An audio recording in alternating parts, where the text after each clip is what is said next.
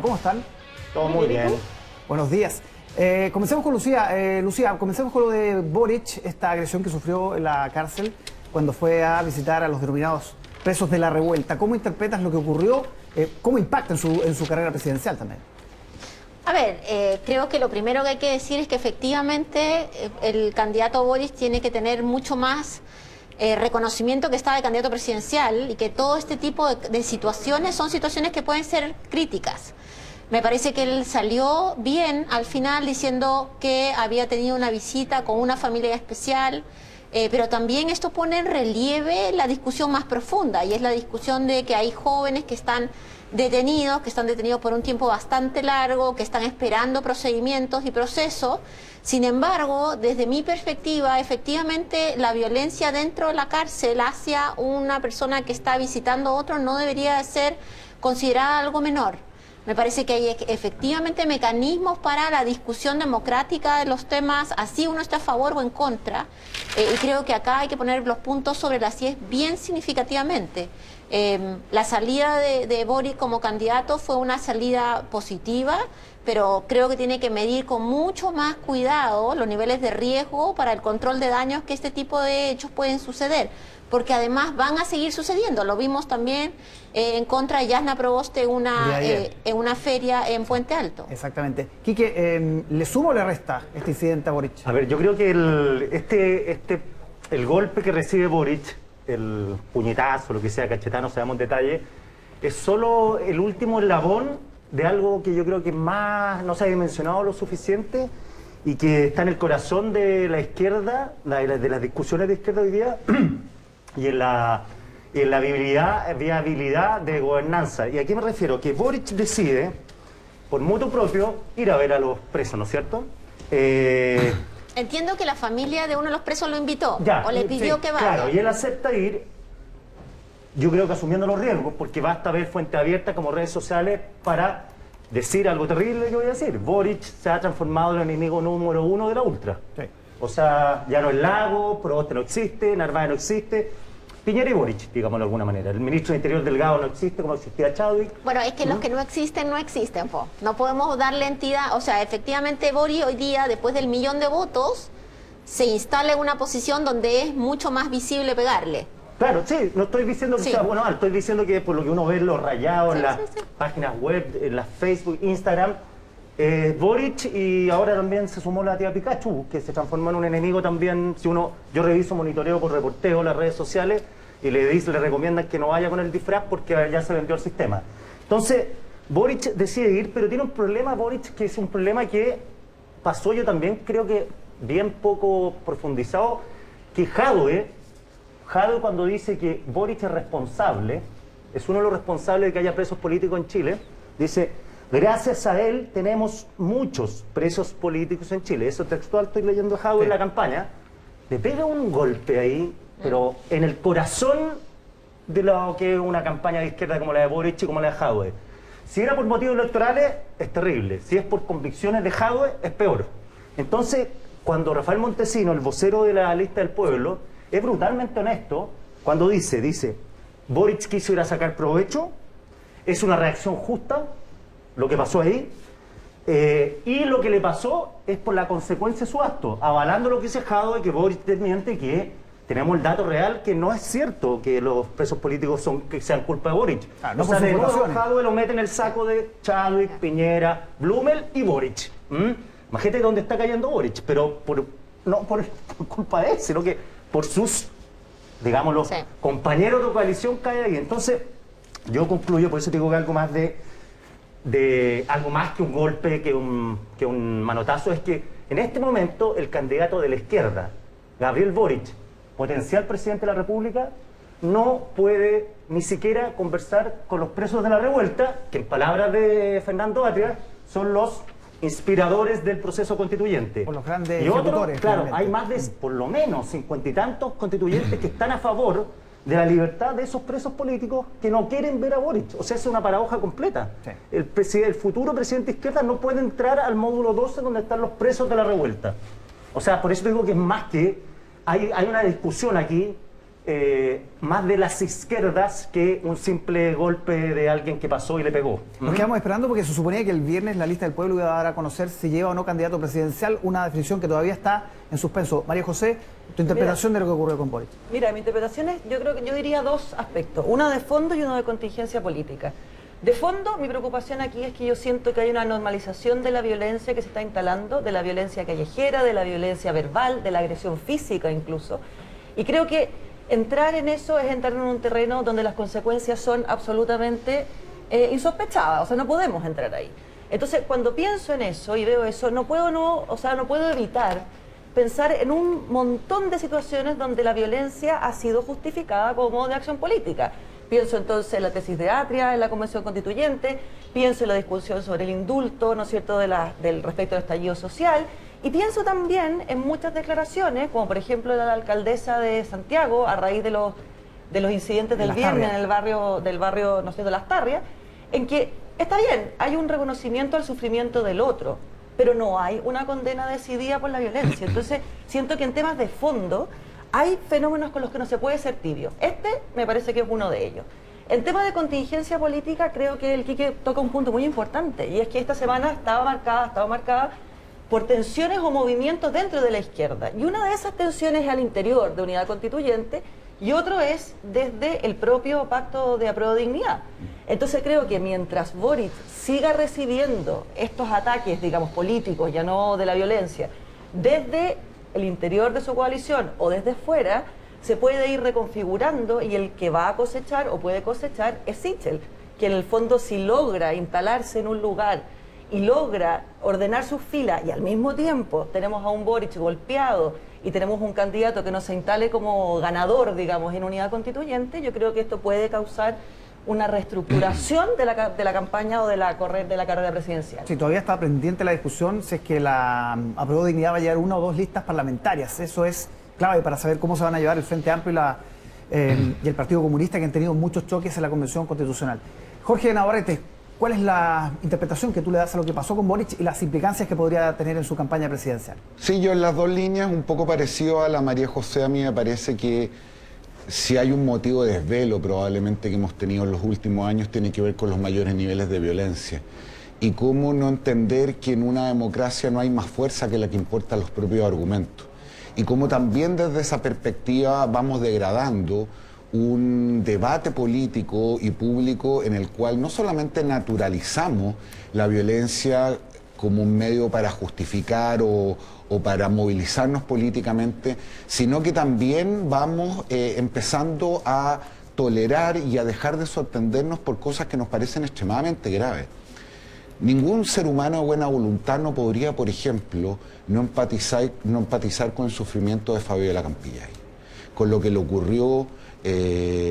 Fue víctima de la brutalidad policíaca en una investigación que hoy día se está llevando a cabo, pero el que nos parezca normal que con motivo de que se levantó la previsión preventiva para el funcionario policial sindicado como el victimario fundamental, ella haga un llamado a quemar y a destruirlo todo, que entre otras cosas probablemente tiene el origen en lo que ocurrió en el barrio de Las Tarrias, es una cuestión que no debería dejar de impactarnos, y sin embargo empieza a ser parte del proceso político, y ese doble estándar, me parece a mí, no tanto de los ciudadanos, sino que probablemente de buena parte de la dirigencia política, es lo que yo creo que está en el fondo de la dificultad que tenemos hoy día para llevar adelante este proceso y solucionar este problema. Ahora, respecto de la cosa más táctica, es verdad, la izquierda ha tenido históricamente una cierta vocación de división y de facciones que se expresa hoy día con mucha brutalidad. La misma noche que ganó Boric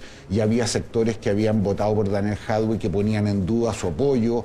Tempranamente la lista del pueblo toma distancia, se habla de la posibilidad de levantar un candidato, pero ojo, ese es un problema que atraviesa a la transversalidad de la clase política. La derecha tiene el mismo problema con Kast Y lo que ocurrió esta semana a propósito de Sichel y esta guapiada que le pegó a los parlamentarios a propósito de su votación para el cuarto retiro y la respuesta que tuvo de ellos, muestra que en general estamos en un escenario sumamente frágil, donde parecía que la noche de las primarias habíamos resuelto un cierto escenario, camino electoral, y que sin embargo a pocas horas se puso en duda. Lucía. Sí, efectivamente acá hay un tema que es súper líquido, pero yo lo que me gustaría es también mencionar que en este escenario de actores, la izquierda y especialmente la gente de la lista del pueblo, que ha tenido la capacidad enorme de tener representantes importantes en la convención y que van viendo que por vías democráticas de llegar a la convención se están avanzando con temas muy relevantes, deberían de efectivamente pensar, si es que están en contra de los candidatos que tiene la izquierda o la centroizquierda, tener su propio candidato y discutir desde ahí. Creo que es un error volver a una discusión como que unos están fuera de y otros están dentro, porque al final del día, cuando uno ve la convención, los avances que está teniendo la convención, las declaraciones que tiene la convención, los acuerdos que están tomando, uno puede darse cuenta que incluso aquellos que son extrapartidarios, que tienen una visión muy crítica de las opciones políticas, pueden participar y podrían llevar a votación sus propuestas. Lo peor que le puede pasar a la izquierda a estas alturas es fagocitarse. Lo peor que le podría pasar es un proceso de indisciplina donde gustos personales terminen matando a sus candidatos. Igual lo mismo para la derecha, sin duda. Ahora, la lista del pueblo, si hace lo que dice que va a hacer, es un partido político, no es una cuestión retórica. Sí. O sea, presenta, a ver, es un grupo que funciona como bancada dentro de la constituyente. Va a presentar una lista parlamentaria. Va a presentar un posible potencial candidato a la presidente. O sea, es como se ha dicho, tiene ojos de gato, cola de gato, oreja de gato, es un gato. Entonces, esto lo dice Carlos Cariola hoy día en la entrevista. Sí. Bueno, esto es con lo más parecido a un partido político, si hacen toda esa cuestión. Entonces, al final, y si te fijas, ya la lista del pueblo, por ejemplo, o sea, bueno, el vocero fue muy vehemente contra Boric, pero hubo matices que me imagino que esa gente, si no hubiera estado la constituyente, estoy pensando en Rodrigo Rojas, por ejemplo, que dijo, la verdad que fue, no quiero citarlo textual, pero le dio su tono diciendo la verdad que la violencia no es buena. Pero eso lo dice, me imagino que está dentro de la constituyente, porque lo que uno lee por fuera de la gente que está en la constituyente, o sea, Boric sangre por sangre era el de hecho, eslogan. Manuel Boldarsky, que es uno de los que está dentro de la convención, tuvo un punto de prensa conjunto con gente del Frente Amplio. Nosotros vamos a estar hablando un ratito más con Rosana Vidal, que es una convencional constituyente elegida por la lista del pueblo, pero que renunció a esa lista durante esta semana. María José, Boric ¿tiene un nicho ahí donde crecer en la ultra, si tú quieres, o tiene que apuntar derechamente hacia el centro? Es que yo creo que Boric tiene un doble problema. Tiene un problema hacia un lado, digamos, porque el Partido Comunista, cada vez que él se mueve hacia el centro, le cobra un peaje altísimo. Y hemos visto a Daniel Jadwe esta semana cobrar, pero con toda su fuerza. Entonces tiene un problema hacia ese lado, y yo creo que el principal problema es que esa relación compleja o tensionada da una sensación de falta de gobernabilidad. O sea, uno dice, a ver, ¿cómo vamos a gobernar si efectivamente hoy día nos estamos tirando piedra cuando ni siquiera hemos empezado o entrado en la tierra derecha, por un lado? Hacia el centro creo que tiene también un problema. Y el problema es el candidato, eventual candidato de unidad constituyente, porque en ese sector, ese candidato, el que resulte ser, va a tener que conquistar también ese sitio. Entonces Boric queda al final en una tensión muy compleja, porque se corre hacia un lado, es tirado por el otro, se corre hacia el otro y en el fondo está peleando un espacio. Yo creo que la tiene muy difícil, y por eso creo que en el caso de Sichel, que es lo que decía Pirincho, ahí hay una cosa interesante de observar, y es que Sichel está buscando en la derecha disciplina. Eso es lo que les pidió. En el fondo, disciplínense, vayan detrás de mí. Y a mí me parece que eso es particularmente importante, porque si la derecha ha tenido un problema y el gobierno del presidente Piñera ha tenido un problema, es justamente eso. O sea, el gobierno hoy día está en la situación en la que está, muy en parte, por la indisciplina de sus propios parlamentarios. Entonces, yo creo que Sichel está haciendo una jugada que es bien interesante, y que es decir, mire, mientras yo siga siendo competitivo, lo que tengo que lograr es ordenar las filas detrás mío. Y en el caso de José Antonio Kast, yo creo que esa es la mejor manera que tiene de manejar esa variable, porque él no puede coquetear con José Antonio Kast. José Antonio Kast es el modelo del país que ya no existe. Entonces, mientras tenga esa visión de ser un candidato competitivo, yo creo que la derecha sola se cuadra detrás de él. O sea, no puede permitir que se le desordenen las huestes. Nos vamos a meter en Sichel, pero Pirincho, antes quería saber si tú eres de los que cree que ese millón de votos que obtuvo Boric en la primaria, hay una cantidad importante de votos prestados, gente que generalmente vota unidad constituyente, gente que fue a votar para frenar a Jadwe. ¿Cómo analizas ese colchón de votos que obtuvo Boric? Mira, se ha especulado mucho respecto a esta cuestión y mientras no tengamos datos más precisos, se va a mantener en ese ámbito. Pero en varias discusiones con personas que me han puesto ese tema por delante, uno incluso si lo concede y lo concede de manera holgada, la verdad es que no altera el resultado en absolutamente nada. ¿Cuántas personas, por ejemplo, de unidad constituyente a falta de un proceso primario pudieron ir a participar a la primaria de la izquierda? ¿10.000? ¿50.000? ¿100.000? ¿200.000? No hace diferencia respecto al resultado. La capacidad de convocatoria que tuvo la izquierda para su primaria, cosa que recordemos estaba en duda a partir de los procesos electorales internos que ellos habían tenido y el desempeño de Beatriz Sánchez frente a Mayol en la primaria pasada, superó completamente las expectativas, incluso de los principales protagonistas. Y la diferencia que tuvo Boric contra Jadwe fue de tal magnitud que aunque se hubiera producido esto que tú señalas, la verdad es que no hubiera alterado los resultados. Lo importante ahora es preguntarse qué ocurre con la izquierda, porque si hay algo que resulta paradójico es que de ese mundo que han arbolado con más o menos intensidad un discurso de profundos cambios y quizás como nunca en la historia de Chile tiene la oportunidad de ser competitivos, de pasar a segunda vuelta e incluso transformarse en Boric en presidente de la República, es como hay algo de la naturaleza de las fuerzas políticas que hace imposible esa unión incluso a puertas de la victoria. Y creo que ahí hay una enseñanza importante, y es que esta izquierda, una izquierda que fue muy poderosa en la calle, muy poderosa en las universidades, siempre se sintió más cómoda en las opciones más bien de carácter testimonial. Y sin embargo ahora tiene el gran desafío de cuando es competitiva en términos electorales dar gobernabilidad. Yo ahí tengo una diferencia con la María José porque tiene razón, es decir, Sichel fue a buscar disciplina y lo que se encontró fue indisciplina. Y, al menos lo que vio en el primer capítulo. Vamos a ver qué ocurre después. Y cuando enfrentamos una elección tan ajustada para pasar a segunda vuelta, cada voto cuenta. Es decir, aquí podríamos repetir el escenario de los últimos 30 años, la centro-derecha enfrentando al centro-izquierda.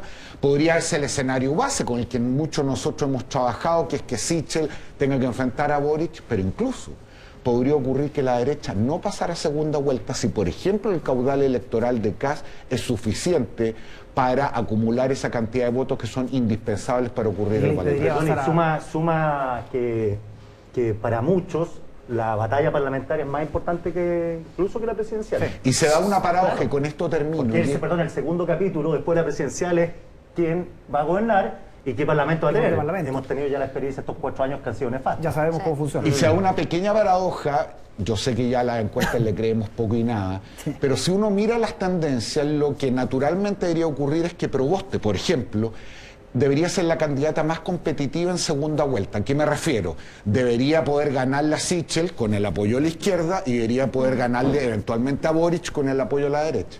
La paradoja, sin embargo, es que de los 3 principales candidatos, Proboste es la que hoy por hoy menos posibilidades tiene de pasar a la segunda vuelta. Claro, está partiendo todo. Lucía, quiero plantear otro tema. La agresión a Boric, de alguna manera, opacó otro momento muy tenso que hubo esta semana, que es esta declaración de Daniel Jadwe, respecto a sentirse en libertad de acción, si siguen los desencuentros entre el Partido Comunista y el Frente Amplio y la Convención Constituyente. ¿Cómo hay que leer esa suerte de amenaza, ¿no?, que hace Jadwe definitivamente? Dice, apruebo dignidad, no está escrito en piedra, básicamente. Sí, a ver, yo creo que el día de la primaria tuvimos un terremoto grado 10 en la izquierda. ¿Cierto? Todo el mundo asumía que iba a ganar Daniel Jadwe, probablemente el mismo Daniel, a pesar de los errores forzados y no forzados que cometió en la campaña, pensaba que iba a ganar. Nadie pensaba que el nivel de votación iba a ser tan impresionante para Gabriel Boric. Ahora estamos un poco en los estertores de ese terremoto. Y yo creo que hay que esperar un poco que la gente termine de, disciplinado o indisciplinadamente, en off o en on, de decir lo que piensa. Eso lo dijo Daniel Jadwe, pero inmediatamente han salido no solamente Tellier, sino hoy día Carol Cariola y los principales dirigentes del Partido Comunista a decir que eso no es así. Y quiero decir que desde el inicio de la democracia, si hay un partido que es disciplinado, es el Partido Comunista.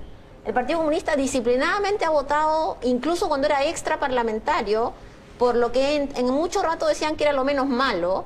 Me parece que ahora, por lo pronto, en la militancia eso va a pasar, se van a reagrupar. El gran problema es las señales que dan para ese mundo que no es el mundo militante. Y ahí estoy de acuerdo con lo que dicen todos, que en definitiva, si no nos organizamos, ¿cierto?, como para tener una discusión que sume, lo que vamos a tener es resta. En las dos condiciones. Y al final te puede llegar a pasar. También hay un escenario, que es el escenario que pase Gabriel Boric y Jasna Proboste, y que Jasna Proboste gane con el voto a la derecha, y con lo cual volvemos, digamos, a Frey. Uno puede volver a mirar escenarios.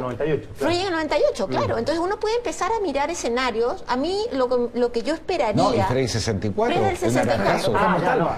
Estaba pensando que también en el Frey del 94, el Frey después de Elwin, también la gente de derecha votaba por Frey. Sí, pero el anterior era mucho más claro el Frey con la derecha. Mi impresión es que lo mejor para la democracia en Chile debería ser que la izquierda, en su conjunto, ordenadamente, trate de ganar el electorado. Y si lo logra hacer, bienvenido. Y a la centroizquierda le tocará apoyar o no para que salga presidente. Y lo mismo en el lado de la derecha, donde en definitiva Sichel tampoco la tiene tan fácil porque los partidos han estado bastante indisciplinados por muchos años. Sí, Desbordes también le dice, ojo, que acá no hay mesías en una entrevista. Ahora, mi pregunta es respecto a estas discusiones que hay dentro de los partidos.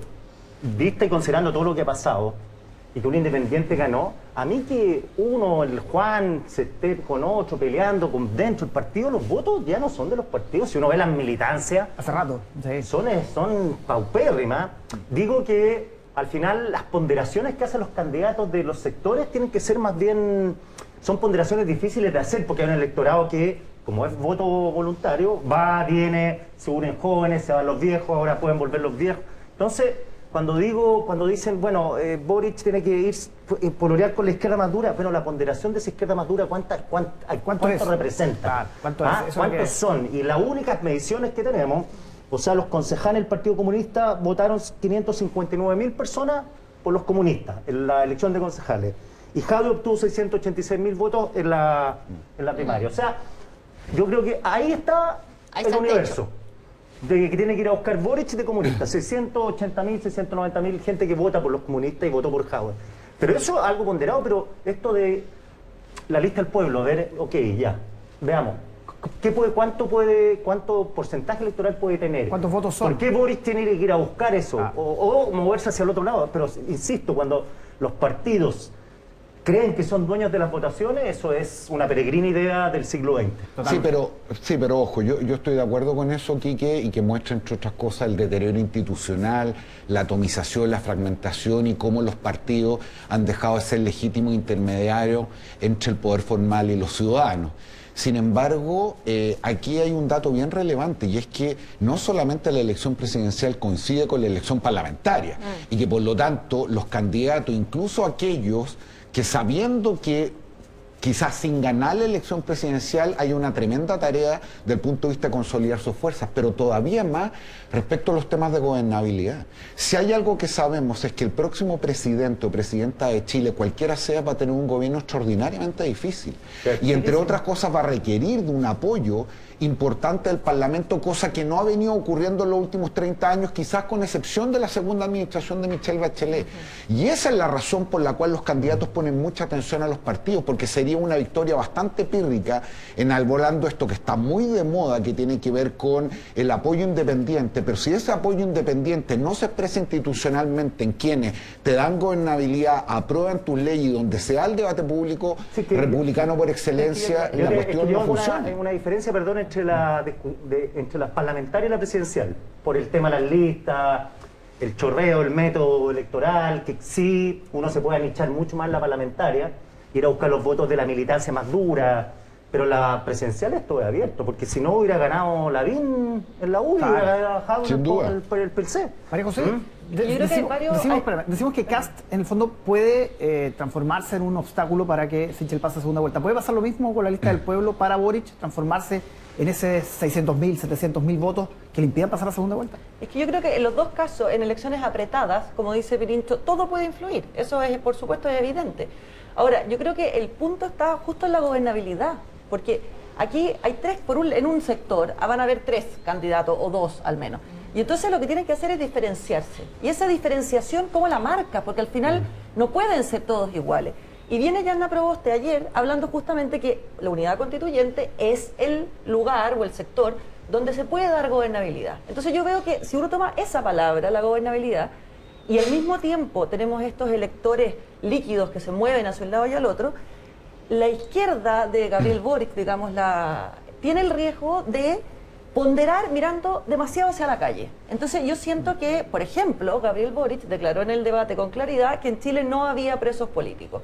A raíz del incidente en la cárcel, dice que en Chile sí los hay. Entonces, yo creo que aquí vamos a entrar en una corrida, digamos, en que vamos a ver esa gobernabilidad y cómo esa gobernabilidad se articula en esta relación con los sectores, en este caso el Partido Comunista, pero también con la calle. O sea, un candidato que está de cara a la calle y que se va moviendo con demasiada liquidez, no da certezas pero de eso no era, gobernabilidad. pero tengo una duda, una pregunta ahí que me la hago siempre. Definamos gobernabilidad como lo entiende la gente hoy.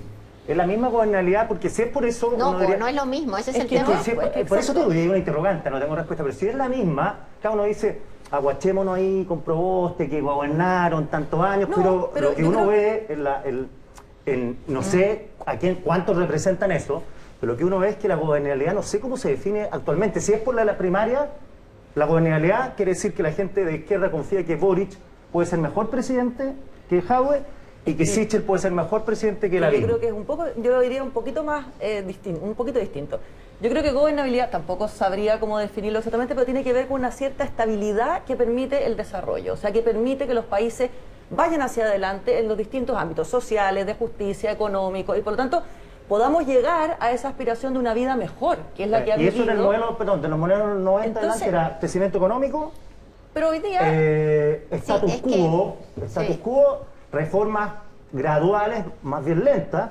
Eso era lo que uno decía, bueno, Lagos es gobernabilidad, Frey es gobernabilidad, gobernabilidad, Bachelet es gobernabilidad. Existe una cosa... Estoy diciendo, estoy hablando del sentido común. Pero en común. el fondo, ¿uno qué pensaría? Estabilidad también tiene que ver con la posibilidad de desarrollo de proyectos, y eso tiene que ver con digamos, que no exista una violencia, por ejemplo, que impida hacia adelante.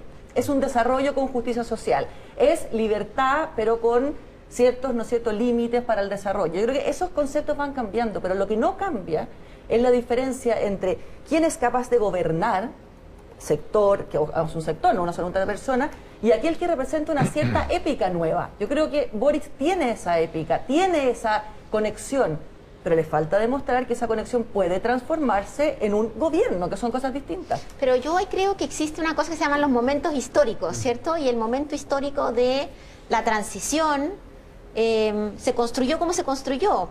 Y ahora el próximo gobierno lo que tiene que asegurar es que la nueva constitución se implemente. Para mí ese es el mecanismo de gobernabilidad.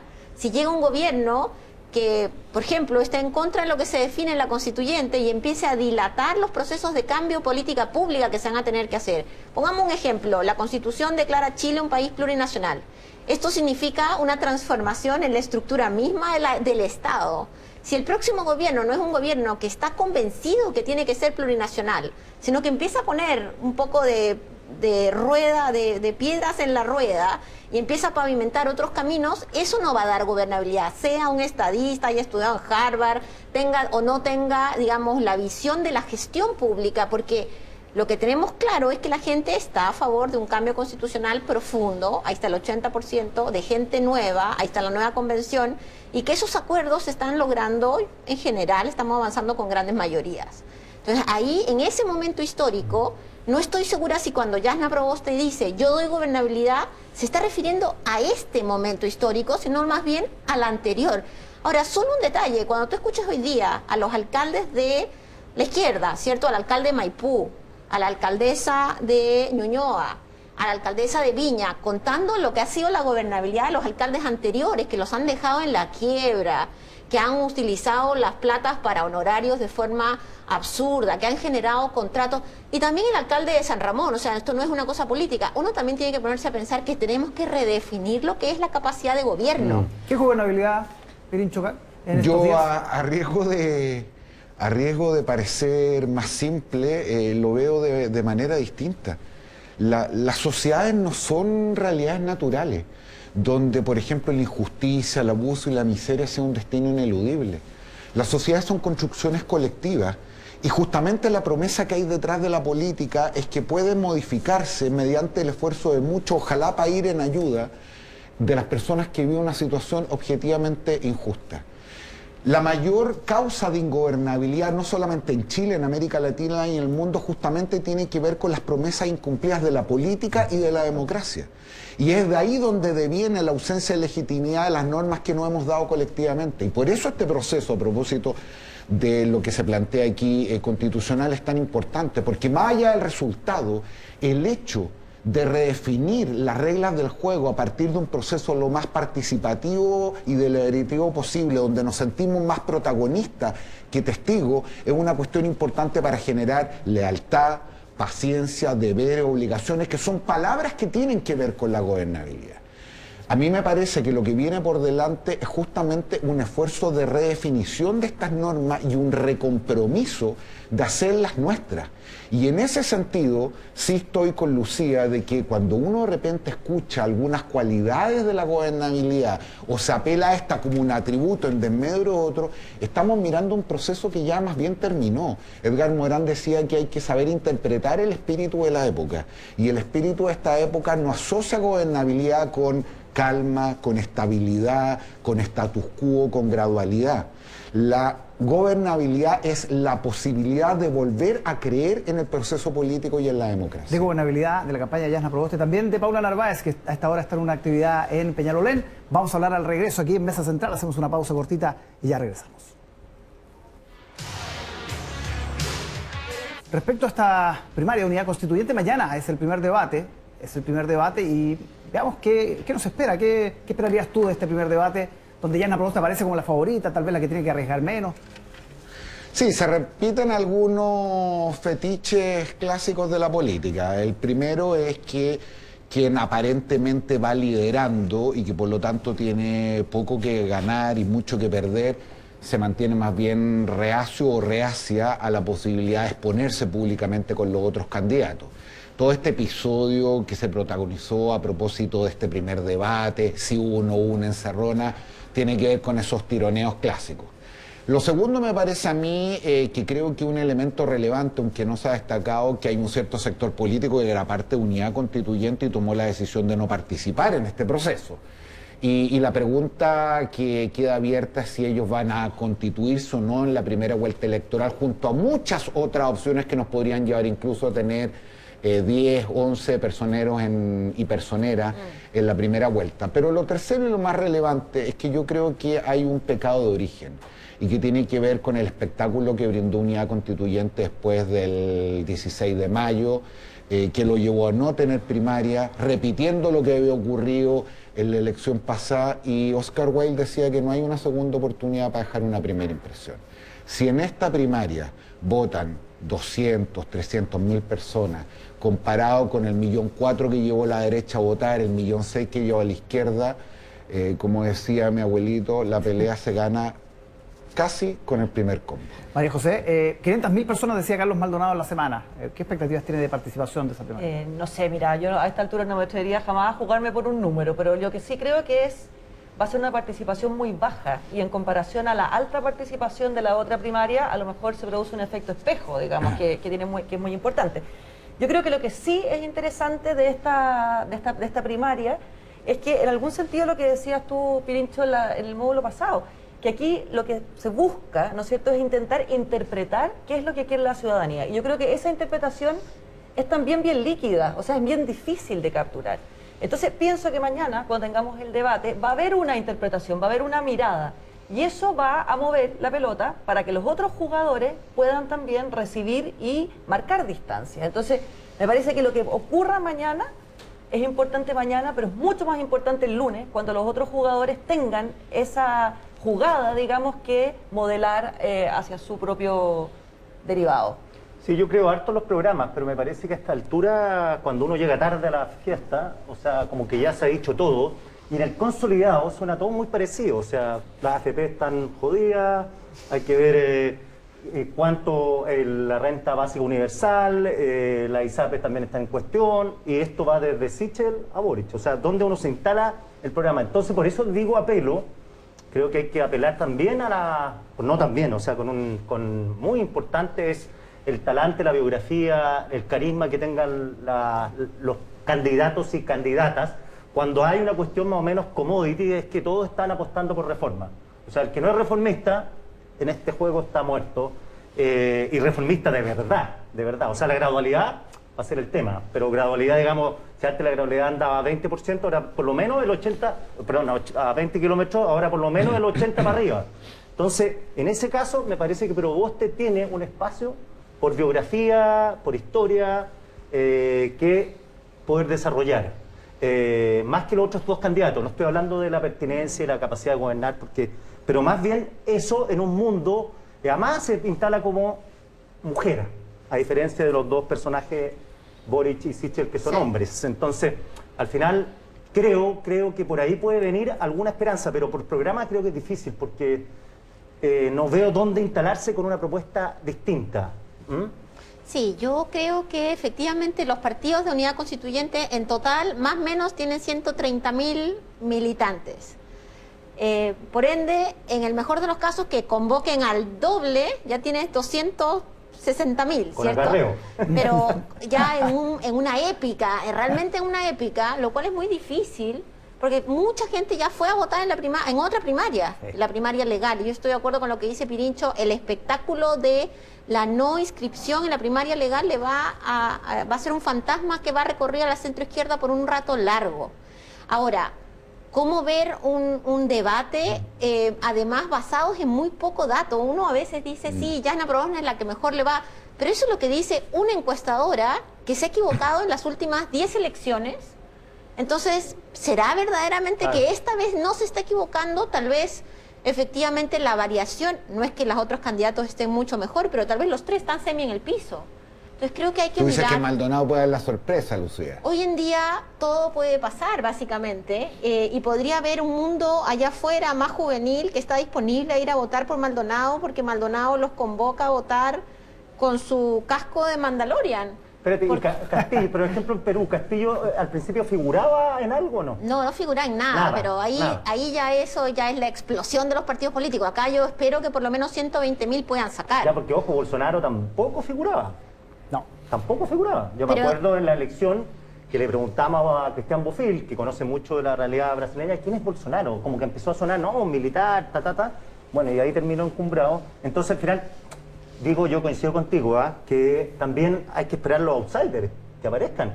Piensa que París sacó 10% en una elección. Sí. O sea, el 10% te puede, no digo que París va a ganar, pero te puedes equilibrar todo la votación. Yo el único punto que creo que acá hay que mirar es si hay coaliciones que van a ir para ser presidentes. Hay otras coaliciones que van a ir para tener gente en el Congreso. Claro. Y eso es lo que hay que mirar, efectivamente, en la discusión de la unidad constituyente. Si lo que se está consolidando es una vocación de tener presidencia o en realidad lo que estamos viendo es un acuerdo previo para poder consolidar los liderazgos regionales para tener presencia en el Congreso, que sin duda es importante, pero sabiendo que ya la segunda vuelta no pasa. Y te agrego otra cosa, que muchos piensan que esta es una presidencia de transición, porque va a depender también de lo que pase en la constituyente y cómo se reconfigura el sistema presidencial, las mayorías. Sí, bueno, Charp ha hablado de 2 años, cosa que no ha encontrado mucho eco. Sí, lo que parece más o menos obvio es que a esta altura ya no nos podemos seguir sorprendiendo de las sorpresas. Y esa perspectiva, lo de Maldonado, yo no lo decía con nada de sorna, muy por el contrario. Sí. Si hay algo que agradecer incluso, lo digo desde algo de distancia, es el sentido del humor en la política. Y si hay alguien que ha tenido, no solamente Maldonado, sino que los radicales, sentido del humor en las últimas campañas y de repente pudieran eventualmente dar la sorpresa. Ahora, ¿cuál es la dificultad adicional de este sector político? Y es el resultado de las primarias anteriores. Es decir, si uno se hubiera puesto en la cabeza de Proboste, de Narváez, de Maldonado, el resultado ideal hubiera sido, por ejemplo, Jadwe-Lavín.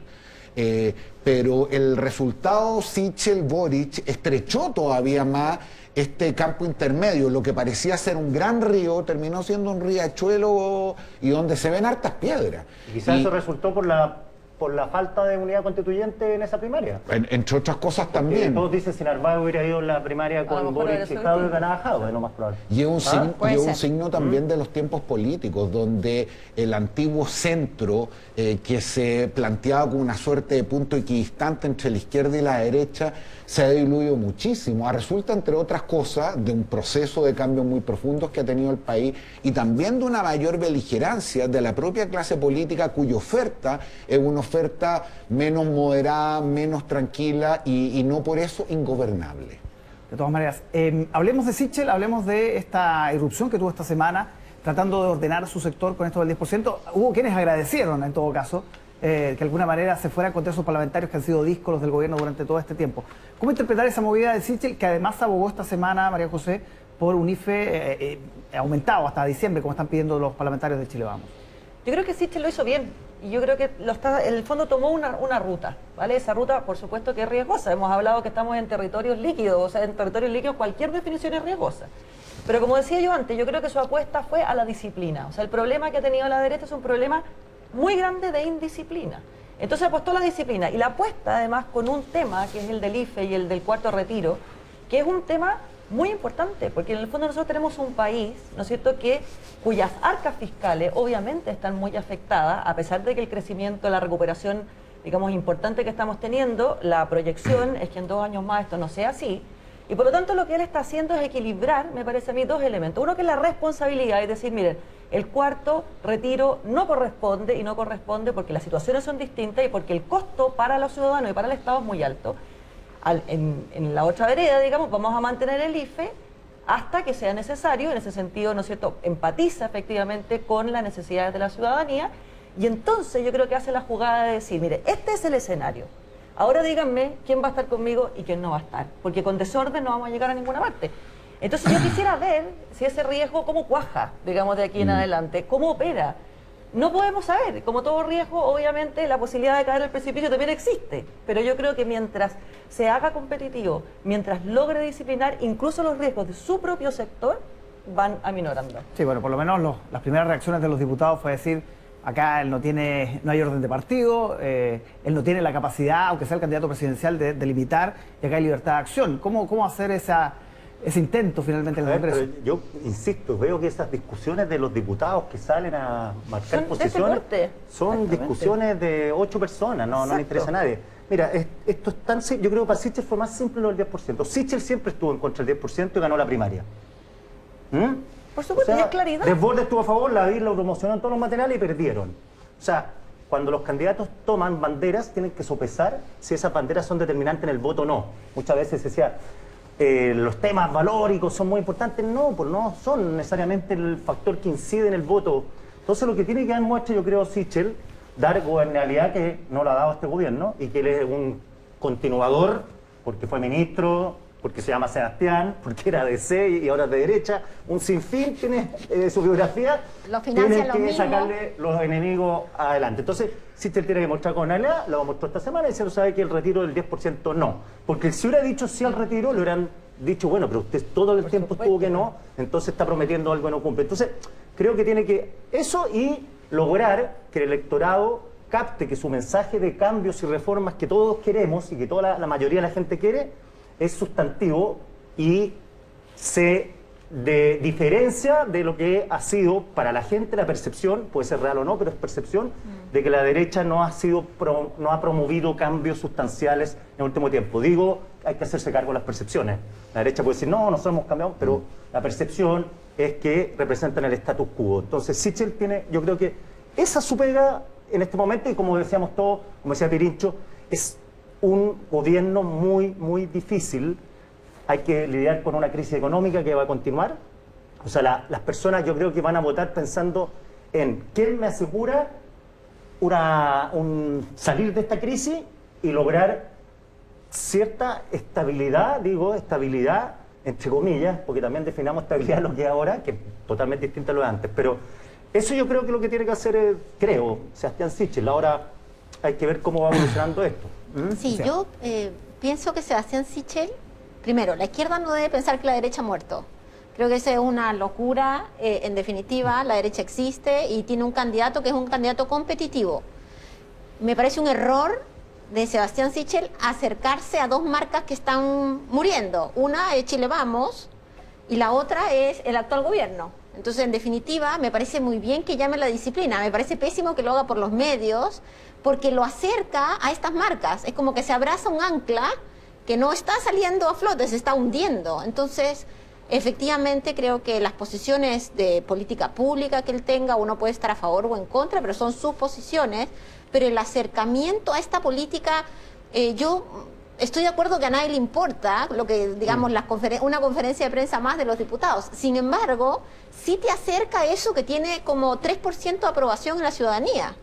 Entonces, no entiendo por qué lo que hace es como un giro para entrar en una discusión, en un terreno, en un lodo, que la gente lo encuentra como algo negativo. Entonces, debería salir de ahí, ordenar sus filas hacia adentro, de forma como se hace en la política, digamos, hacia adentro, que los partidos se organicen detrás de él, no hacerlo por los medios y seguir tratando de ser competitivo con una política, con una propuesta de política, digamos, alternativa. De otra forma, va a terminar sepultado como el Sebastián, que quiere seguir, digamos, este gobierno con la misma coalición. Y eso sería muy malo para él. Se pidió cambiar incluso el nombre de Chile Vamos. Pensé que se iba a cambiar el nombre. Sí. No, el nombre de él sería demasiado. Sí, lo que pasa es que a propósito de lo que dice la Lucía, a mí me parece que este fue un paso algo en falso, por lo que hablábamos hace un rato, porque yo creo que tiene que ver con una cierta malinterpretación de la gobernabilidad. La disciplina no es un fin en sí mismo, es un instrumento político y que tiene que ver con algo más profundo, que es el síntoma de lo que está ocurriendo aquí, y no solo de la derecha y la izquierda también, que es la ausencia de un diagnóstico común y la necesidad de una redefinición, incluso de una refundación para efectos de afrontar este nuevo Chile. ¿Qué es lo que se queja Kast cuando uno lo escucha? Lo que básicamente Kast dice es: no puede ser que por segunda vez tengamos que llegar a la moneda con un candidato que no es de derecha. Este inmigrante exdemocristiano o los títulos que se quieran poner, que es una historia que se repite con Piñera 1 y 2, tiene que ver con algo que yo creo que genuinamente le está ocurriendo a ese sector, que bajo qué condiciones puede refinir su oferta política para hacerla popular y atractiva, y que eso no signifique abandonar o dejar completamente de lado aquellos valores y principios que sienten que son importantes desde el punto de vista del proceso político.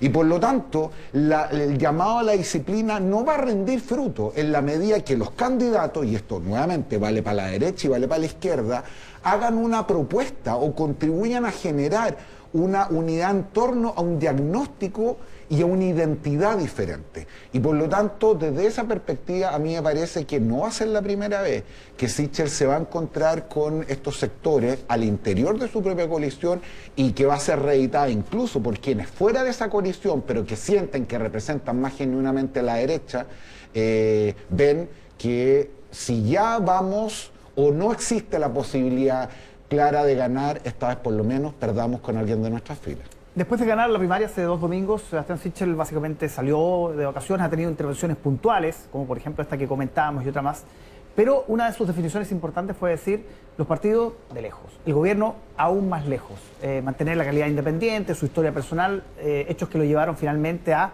ganar la primaria con un margen importante. ¿Va a poder mantener ese esquema de aquí a la primera vuelta? Yo no creo que pueda mantenerlo así exclusivamente. Yo creo que eso tiene que ir nutriéndose. O sea, esto es una narrativa que le sirve para alcanzar una posición. Ahora hay que consolidar esa posición. Pero lo que yo sí creo, Pirincho, es que en la derecha, Sichel mismo representa el rediseño. O sea, él es el rediseño. Su biografía, su manera de estar en el mundo, su pertenencia, digamos, líquida, él redefine.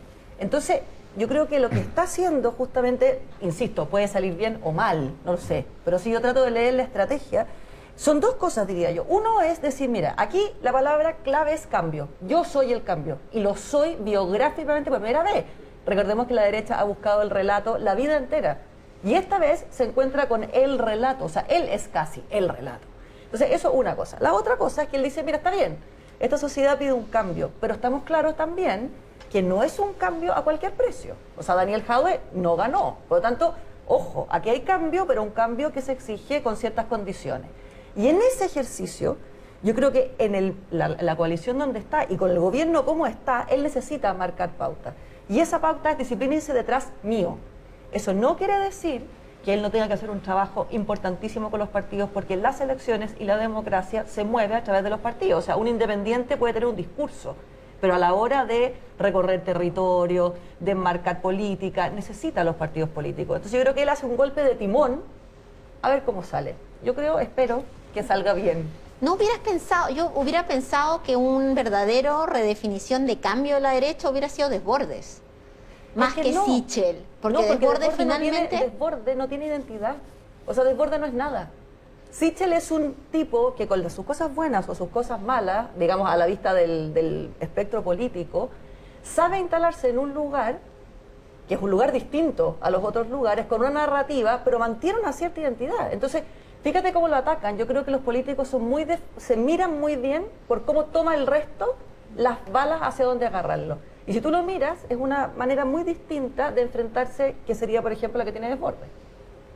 Sí, claramente Sichel es novedad. Sí, pues. Y Es que, sí, a mí me eh, extraña que alguien que ha estado en todos los partidos políticos que existen, salvo la izquierda, sea algo novedoso, porque al final del pero día piense que una es importante... figuración pública grande, relativamente cercana. O sea, no digo cronológicamente, no es una persona que haya estado en las componendas políticas grandes. O sea, al lado de Lavín es un niño. Pero trabaja sí, al lado de Lavín cualquiera es No, un digo niño, que nosotros pero... estamos muy metidos en la política, pero a nivel de masividad. Sí. Piense que cuando surgió Sichel en las primeras encuestas, tenía bajo nivel de conocimiento en las primeras, digo, después tuvo un nivel de conocimiento muy alto por el despliegue comunicacional que hizo y porque es un personaje muy carismático se maneja muy bien. Sin duda es competitivo. Es súper competitivo, pero si ya al otro Sebastián, al presidente Piñera, su coalición, por considerarlo un DC foráneo, no necesariamente lo ha apoyado, y los partidos no necesariamente no sé cómo va a ser con este otro candidato, pero que, es otra época, que es aún más foráneo, supuestamente, bueno, es aún más líquido, llamémoslo. Ahora la UDI nunca lo miró con malos ojos, nunca. No, y además es otra época. O sea, lo que dices tú, el cambio, justamente, yo creo que hoy día es su plus. O sea, es un tipo que ha buscado para instalarse, que no está instalado en verdades escritas en piedra. Sí. O sea, yo creo que lo puede usar al revés. Ahora, Lucía tiene un punto. Desbordes para muchos significó una cosa nueva, la derecha, esta derecha social, una derecha también meritocrática, en fin. Eso no, al parecer no prendió en el electorado más duro. O sea, ¿por qué no prendió? No lo sé, la verdad es que a veces uno se encandila con los candidatos que hablan bonito, no tengo mucha claridad de qué es lo que encandila de candidato Sichel, pero sin duda es un candidato competitivo, y vuelvo a decir, yo creo que tiene posibilidades de ganar, ¿ah? Si la izquierda se fagocita y se destroza entre ellos, pero cuando tú miras las discusiones programáticas de la derecha, históricamente la derecha, a mí me parece que Desbordes, que representa además una derecha distinta, no elitista, no de los mismos colegios, no de los mismos apellidos, de trabajo territorial, con manejo de partido político, me hubiera parecido que era más cercano a algo que era distinto, pero efectivamente los tiempos han cambiado y la gente tal vez lo castigó por haber, insólitamente, porque Sichel también fue ministro del presidente Piñera, ¿cierto? Tal vez lo castigó por estar más tiempo en la primera línea de los partidos de la derecha. Ahora se cumple un axioma, el candidato que le encanta, el candidato de derecha que le encanta a la izquierda, nunca es candidato.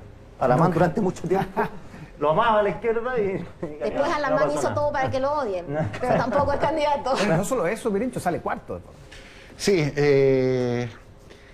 yo creo que, a ver, yo soy poco amigo de estos análisis que dan rápidamente por muerto el clivaje izquierda-derecha. Creo que eso sigue muy presente en la política chilena, pero evidentemente cuando uno mira los últimos resultados electorales se da cuenta que hay otras tensiones que es importante incorporar a este análisis. Y aparecieron no solamente en el resultado electoral de la Convención Constitucional, sino que ahora tensiones como la de élites versus ciudadanos, lo nuevo respecto a lo viejo, y este abandono de la política mirada como relatos universales y globalizantes, cediendo más bien a la política de las causas. ¿Cuál es la diferencia entre Sichel y Desbordes? A mí me parece que la principal, y sin restar un mérito a Sichel, es que él interpreta mejor una cierta fuerza actual en la política chilena que muestra mucha resistencia a los partidos tradicionales. El gran pecado de Desbordes, paradojalmente, porque perdió esa elección, a horas de enfrentar uno de los primeros debates, es ser el representante, la cara y el presidente de un partido tradicional. Cuando uno mira todos los resultados electorales, lo que ocurrió en la Convención Constituyente, el por qué Sichel le gana a representantes de los tres partidos más grandes siendo el independiente, incluso cómo Boric se impone a lo que parecía la máquina invencible del PC, esta fuerza de lo nuevo respecto a lo viejo que incluso cruzó clivajes políticos tradicionales. Mesina no logra entrar a la Convención Constituyente, la Bárbara Figueroa tampoco, el ex presidente del colegio del colegio de profesores. En fin. Entonces, la pregunta es con cuánto se puede aguantar en eso, porque, a ver, yo escucho a la María José y me parece que lo que dice tiene toda lógica, pero supone una capacidad de liderazgo individual que yo creo que hoy día no solamente no tiene Sichel, en general no percibimos en el ambiente político. Es decir, Felipe González echó a cuesta al Partido Socialista Obrero Español, lo redefinió y les dijo, o es de esta forma o no vamos. Lo mismo hizo Tony Blair con el Partido Laborista, pero digamos las cosas con claridad, Sichel no es ni Blair ni Felipe González. Claro, por supuesto que sí, totalmente de acuerdo, pero en ese momento los liderazgos eran distintos y los partidos eran distintos. Hoy día en unos partidos que no encuentran cómo, que no tienen cómo relacionarse con la ciudadanía y que por lo tanto se van desfigurando, aunque yo creo que totalmente de acuerdo que el eje izquierda-derecha es fundamental, esos partidos también se vinculan de manera muy diferente con sus líderes. O sea, hay liderazgos distintos y partidos distintos. Yo creo que no se ha acabado ni el liderazgo ni los partidos, pero son muy distintos. Y si uno lo mira en la izquierda es lo mismo. O sea, Gabriel Boric en algún sentido tiene un sector, el Frente Amplio, que es un sector muy líquido.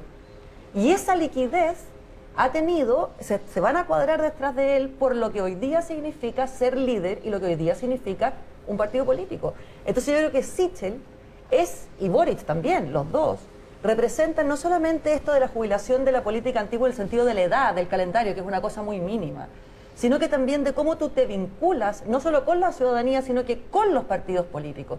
Y eso va a significar unos requerimientos diferentes. Entonces, yo creo que observar el fenómeno con fenómenos, digamos, de hace 10 años atrás o 15 años atrás, más bien nos confunde que nos ilumina respecto de lo que pueda ocurrir. Sí, yo siempre me acuerdo en la lectura de los momentos que el caso esto de es imposible que pase algo, a mí me trae el recuerdo de Lavín Lagos.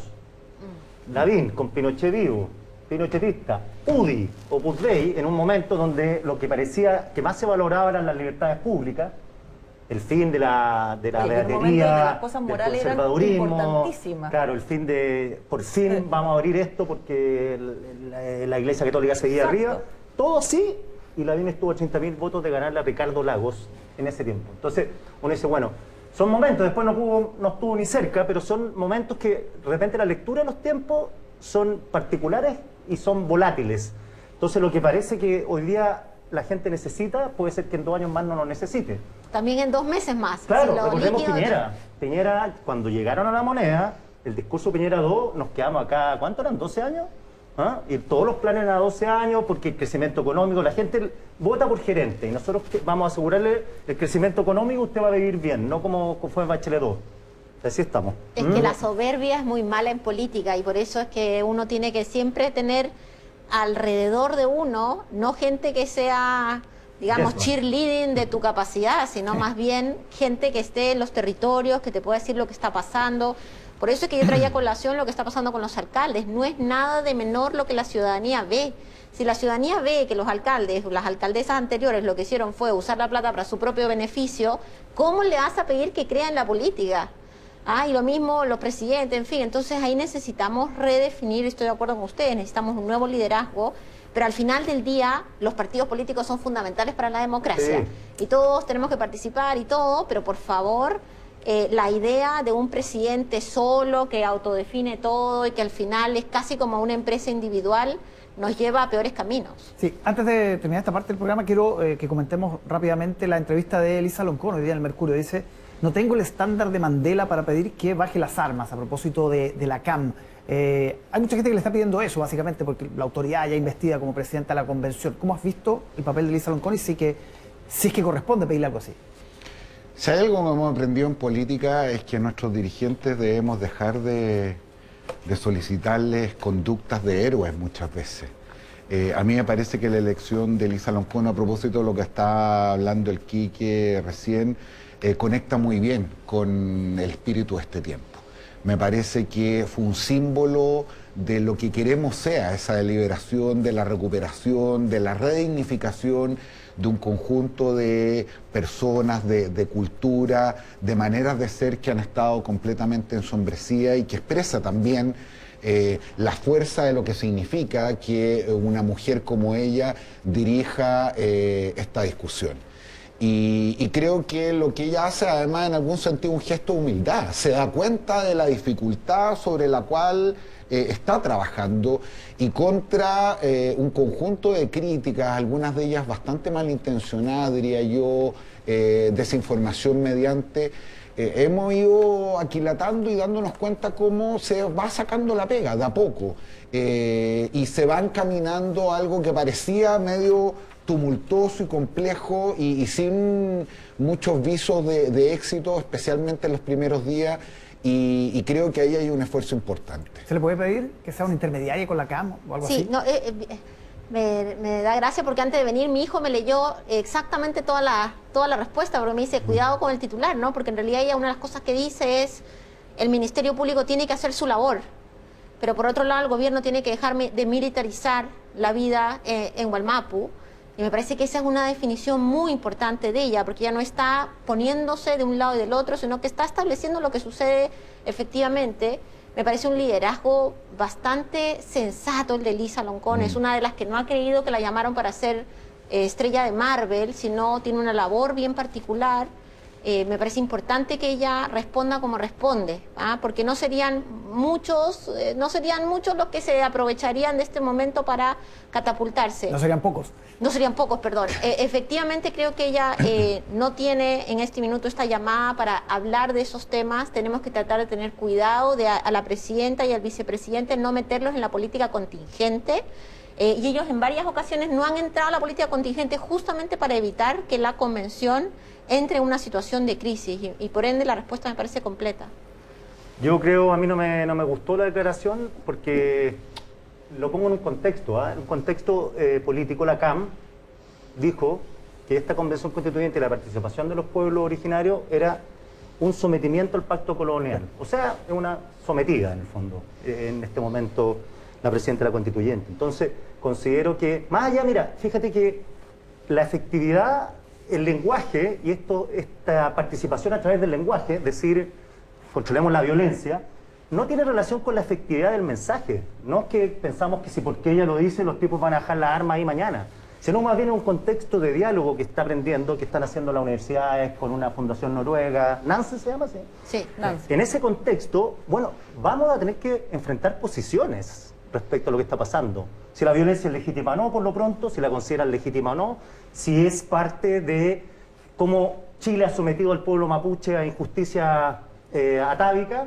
pero hay que definir posiciones. Entonces, esto es como decir, yo no tengo que ver con esto, no soy Mandela, claramente tiene todo el sentido que lo diga, pero no cuesta nada, sin ser Mandela, poner una posición por lo menos de dejemos las armas, enfrentemos los problemas, pero algo. Así pero como que dice que el Ministerio Público está a cargo de los temas, o sea, no es que solamente claro, dice no soy Mandela. Entonces es un tema judicial, claro, pero no es judicial, exacto, es político. Exacto, es que yo estoy completamente de acuerdo con el Quique. Claro.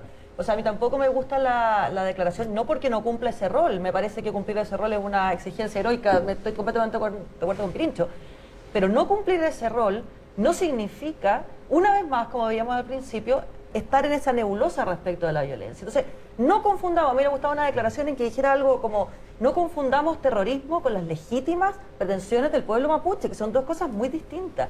Porque a mí me parece más que lo que es muy grave es que confundir es de legitimar al mismo pueblo mapuche, o sea, la confusión los perjudica. Entonces yo veo a Elisa Loncón, claro, no le podemos pedir una conducta heroica, pero sí una conducta institucional. Y yo creo que en varios puntos esa conducta no se ha cumplido. Entonces yo quisiera traer aquí una cosa muy cortita. La declaración de la Comisión de Derechos Humanos respecto del no negacionismo a mí me parece peligrosísima y me parece además que va justamente en lo contrario de lo que estamos discutiendo. O sea, aquí hay una definición de que hay un grupo que es el que va a saber o va a determinar cuándo los derechos humanos han sido violados o no, quiénes son los que se pueden ser oídos o no, y ella tampoco ha tenido ninguna postura respecto de eso. Entonces creo que aquí lo que hay es una exigencia institucional, que es usted representa al pueblo de Chile en esta convención, y yo creo que ha habido muchos, no quiero generalizar, y creo que la convención ha ido mejorando muchísimo y avanzando, no tiene que ver con eso, pero ha habido claramente una marca muy clara respecto de sus posiciones en un área política, y eso me parece que se ve en esta declaración y se ve en muchas otras. Sí, digamos que esta semana la convención terminó de instalarse técnicamente con las 7 vicepresidencias y 8 comisiones importantes. Estamos terminando. Pirincho, habías pedido una última intervención. Sí,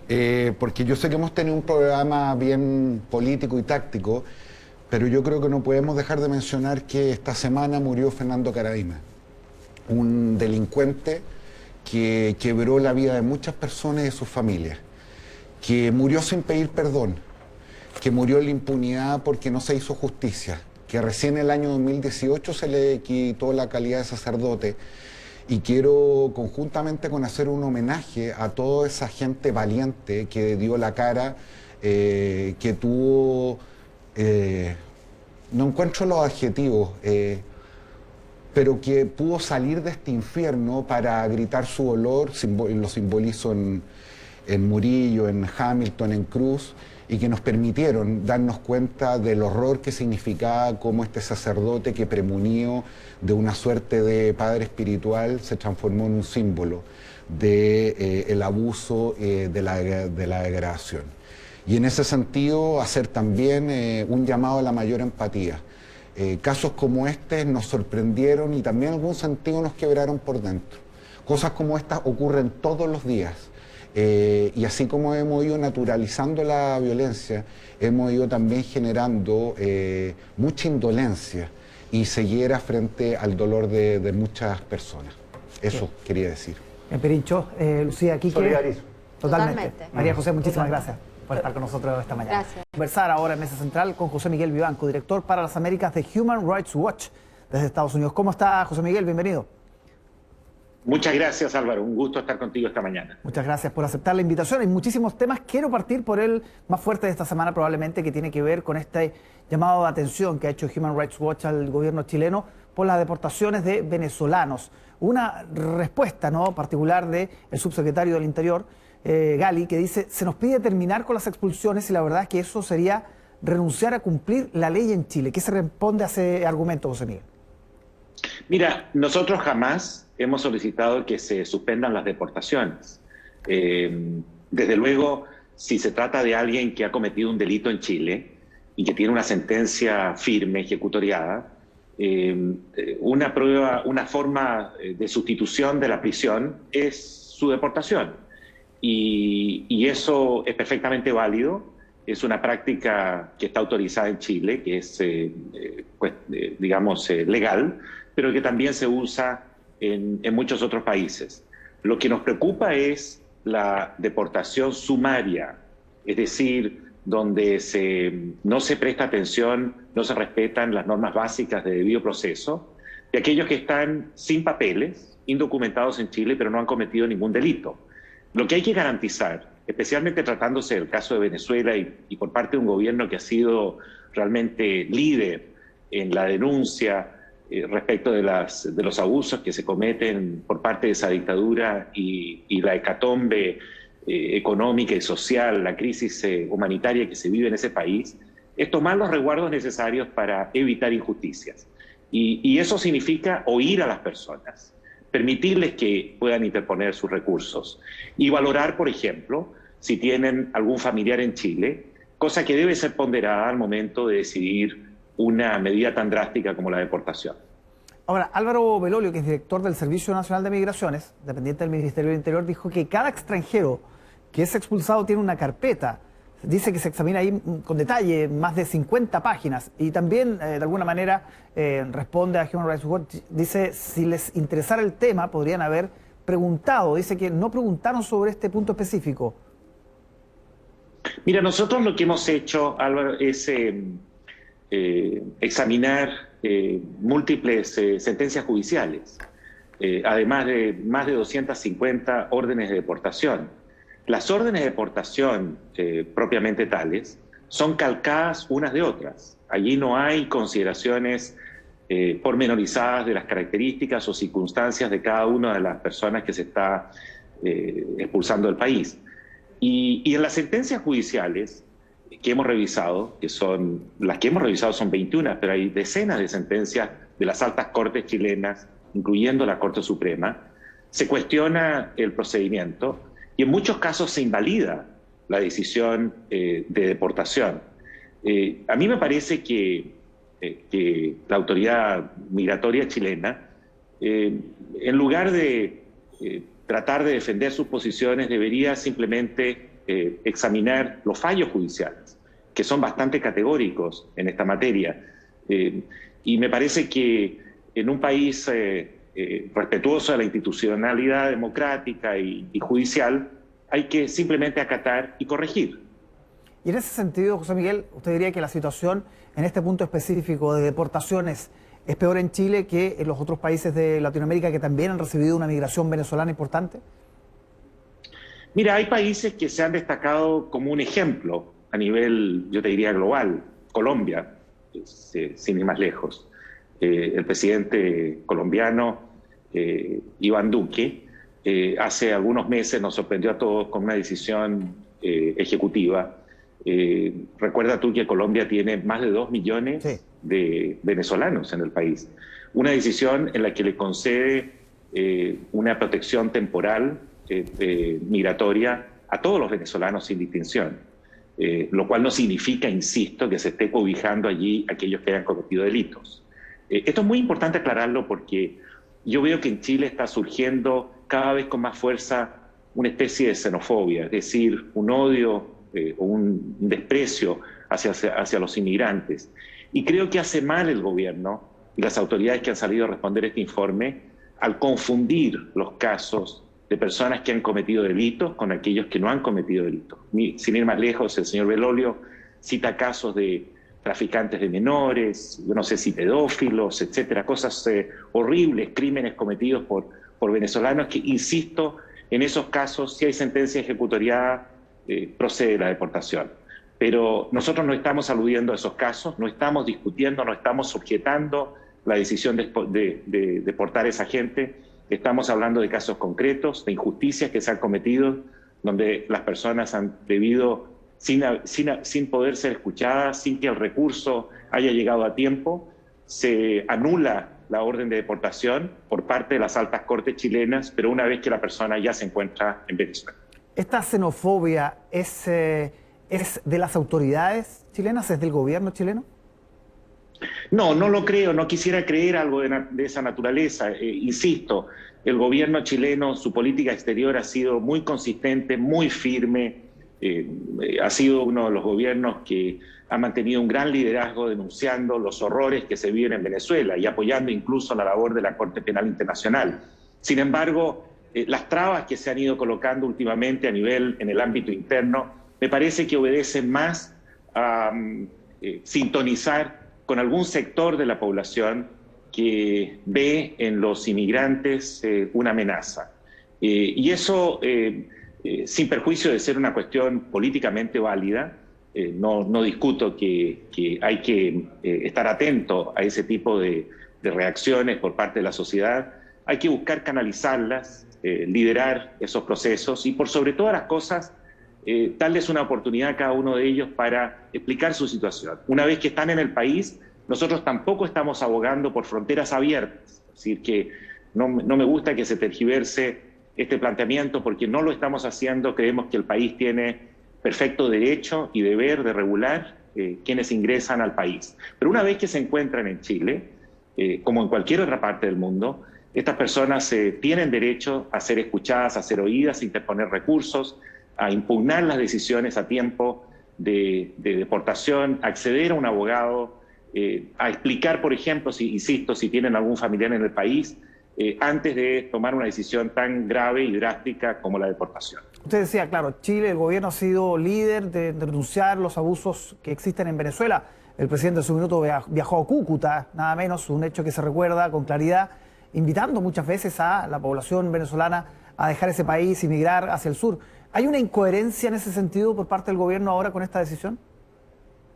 Yo creo que poco a poco, gradualmente, se ha ido presentando una inconsecuencia, una inconsistencia en ese ámbito, en lo que es la política exterior, que sigue, yo diría, súper consistente en cuanto a tratar a Venezuela como lo que es, una dictadura, pero poco a poco, gradualmente, en los últimos años, se han ido colocando cada vez más obstáculos al ingreso, primero de venezolanos, que sabemos que tienen enormes dificultades para conseguir sus documentos y para acreditar su situación, y luego a aquellos que están en el país, a tratarlos cada vez con mayor hostilidad.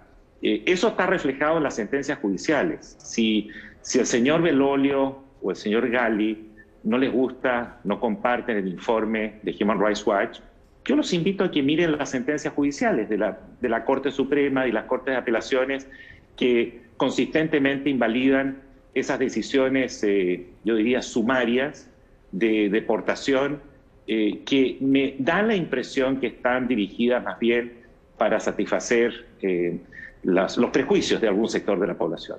José Miguel Vivanco, conversamos hace algunas semanas este tema, pero se lo vuelvo a preguntar con el paso del tiempo. ¿Hay presos políticos en Chile?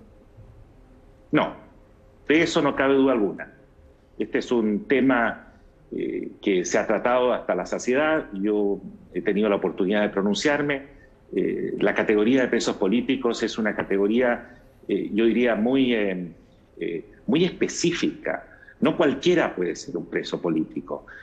Presos políticos se dan típicamente en sistemas dictatoriales, totalitarios, donde las personas son perseguidas por sus ideas, por sus opiniones, por sus opciones religiosas. Y sobre esas bases se arma o se construye un expediente para reprimirlos, para perseguirlos. Pero de ninguna manera podemos recurrir a esta categoría tan, yo diría, noble, que alude a aquellas personas o grupos de personas que piensan distinto, que quieren ejercer un punto de vista diverso o que no es compartido por la mayoría del país. Y por esas razones son perseguidos penalmente. No hay que confundir eso con aquellos que hayan cometido delitos comunes. El derecho a la protesta pacífica no incluye el vandalismo, no incluye el atacar a las personas o a funcionarios que cumplen tareas de control del orden público como los carabineros. Eso no hace parte del ejercicio de la protesta pacífica. Esos son crímenes comunes, son ese vandalismo y como tal deben ser estas acciones judicializadas. Y en ese sentido, ¿se justifica una ley especial para este tipo de reos que se ha pedido insistentemente? Hay un proyecto en el Congreso, ha sido tema de la Convención Constituyente, un candidato presidencial, Gabriel Boric, los visitó con consecuencias, como mencionábamos al principio del programa. ¿Se justificaría avanzar en una ley para ellos? No me parece, porque rompe con el principio del Estado de Derecho. Las leyes son generales y deben ser iguales para todos. No puede haber excepciones en función de el color de la piel, la posición social, si se trata de un empresario poderoso, o de un político poderoso, o de un sector político poderoso, o de unos que están afiliados a un partido político o a un movimiento de cualquier naturaleza, que tienen el músculo como para presionar y someter al Estado, a la institucionalidad. En Chile hay un problema en relación con la prisión preventiva, como lo hay también en el resto de América Latina. Creo que se abusa del principio de la prisión preventiva. Las personas pueden quedar bajo prisión preventiva cuando están siendo investigadas por un delito, esencialmente sobre la base de dos causales. Si hay riesgo de fuga, es decir, la persona va a huir, no va a responder ante la justicia, pero eso debe ser acreditado, no es simplemente invocarlo y decir, a mí me tinca, como diríamos en Chile, me da la impresión que este hombre se va a volar, que esta mujer se va a escapar. Así es que por eso la vamos a dejar. No, tendrán que acreditarlo y tiene el Ministerio Público la carga de demostrarlo ante la instancia competente. O lo segundo, cuando la persona hay indicios serios que indican que la persona, si queda en libertad, va a obstruir la investigación judicial. Sin embargo, en estas prácticas, la práctica en Chile es amplísima y creo que el abuso se origina en la redacción del Código de Procedimientos Penales. Si se quiere abordar el problema de raíz, de fondo, hay que abordarlo por esa vía y creo que eso podría beneficiar a un enorme número de ciudadanos que se encuentran en prisión preventiva y que no solo son estos que están procesados por crímenes comunes cometidos durante las protestas del 2019. ¿Y se puede buscar una salida genérica para este tema, este abuso de la prisión preventiva que usted señala? Porque, ojo, muchos de ellos también, de quienes se encuentran en la cárcel actualmente, es porque están bajo la ley de seguridad del Estado, lo que complica su situación judicial también. Mira, yo creo que siempre es válido revisar las reglas del juego, pero siempre haciéndolo con miras, con el objetivo, con la finalidad de resolver un problema que puede afectar a cualquiera de nosotros, a todos nosotros. Cualquiera puede verse involucrado en un lío de esta naturaleza, tanto respecto de lo que es la aplicación de la Ley de Seguridad del Estado, que habrá entonces que revisarla técnicamente para que se adecúe a los estándares internacionales y se eviten abusos o excesos, pero tratar estas materias para favorecer a un grupo específico, a un grupo de banqueros, a un grupo de protestantes, de aquellos que han participado en hechos de vandalismos en la calle, a mí no me parece. Creo que se está rompiendo con una regla cardinal de un sistema basado en constitucionalismo republicano. José Miguel, le quiero preguntar también por el caso de Fabiola Campillay, que esta semana ha tenido novedades judiciales. Su caso, el principal inculpado, un ex carabinero, que durante esta semana se había decretado prisión preventiva, finalmente vuelve a arresto domiciliario, lo que ha generado una ola de indignación que incluso se tradujo el día viernes en protestas. ¿Cómo analiza desde Human Rights Watch el caso de Fabiola Campillay y los escenarios judiciales que se dan también para quien aparece hoy como el principal inculpado? Mira, nosotros creemos que en Chile, como también en la gran mayoría de América Latina, existe un poder judicial independiente. Podrá cometer errores y esos errores se pueden subsanar sobre la base de la interposición de recursos.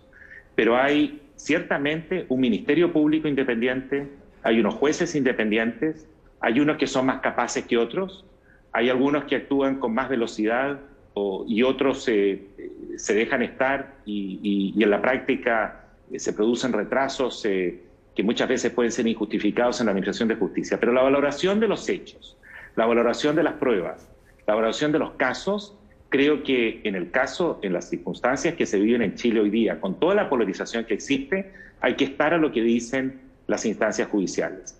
Si las instancias judiciales deciden que alguien, por ejemplo, puede beneficiarse con el arresto domiciliario, si algún sector o aquellos que se sientan afectados por esa medida no les parece, creen que se ha cometido una irregularidad, para eso están los recursos judiciales que uno podría interponer con el propósito de revisar esa situación.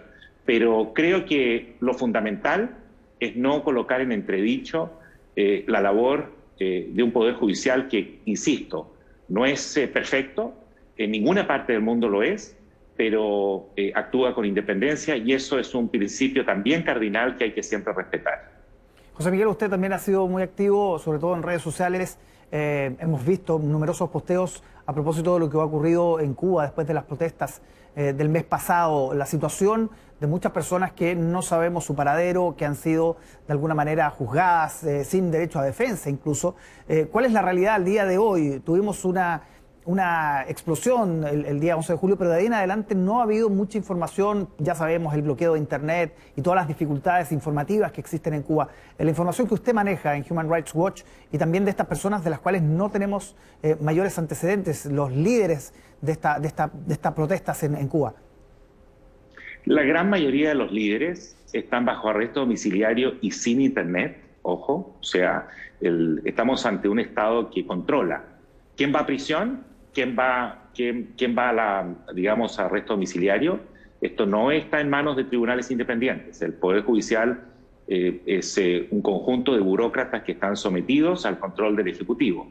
Y en estas circunstancias, insisto, los que no están detenidos, y en la gran mayoría de los casos se desconoce su paradero porque el gobierno no se le da la gana informar dónde están, cuáles son las circunstancias de su detención. En muchos de esos casos no se les permite incluso acceso a las familias tampoco saben dónde están y tampoco saben si les pueden proporcionar un abogado y si hay algún abogado que esté dispuesto a tomar esas causas. La represión continúa. El gobierno cubano ha optado por aplastar las movilizaciones.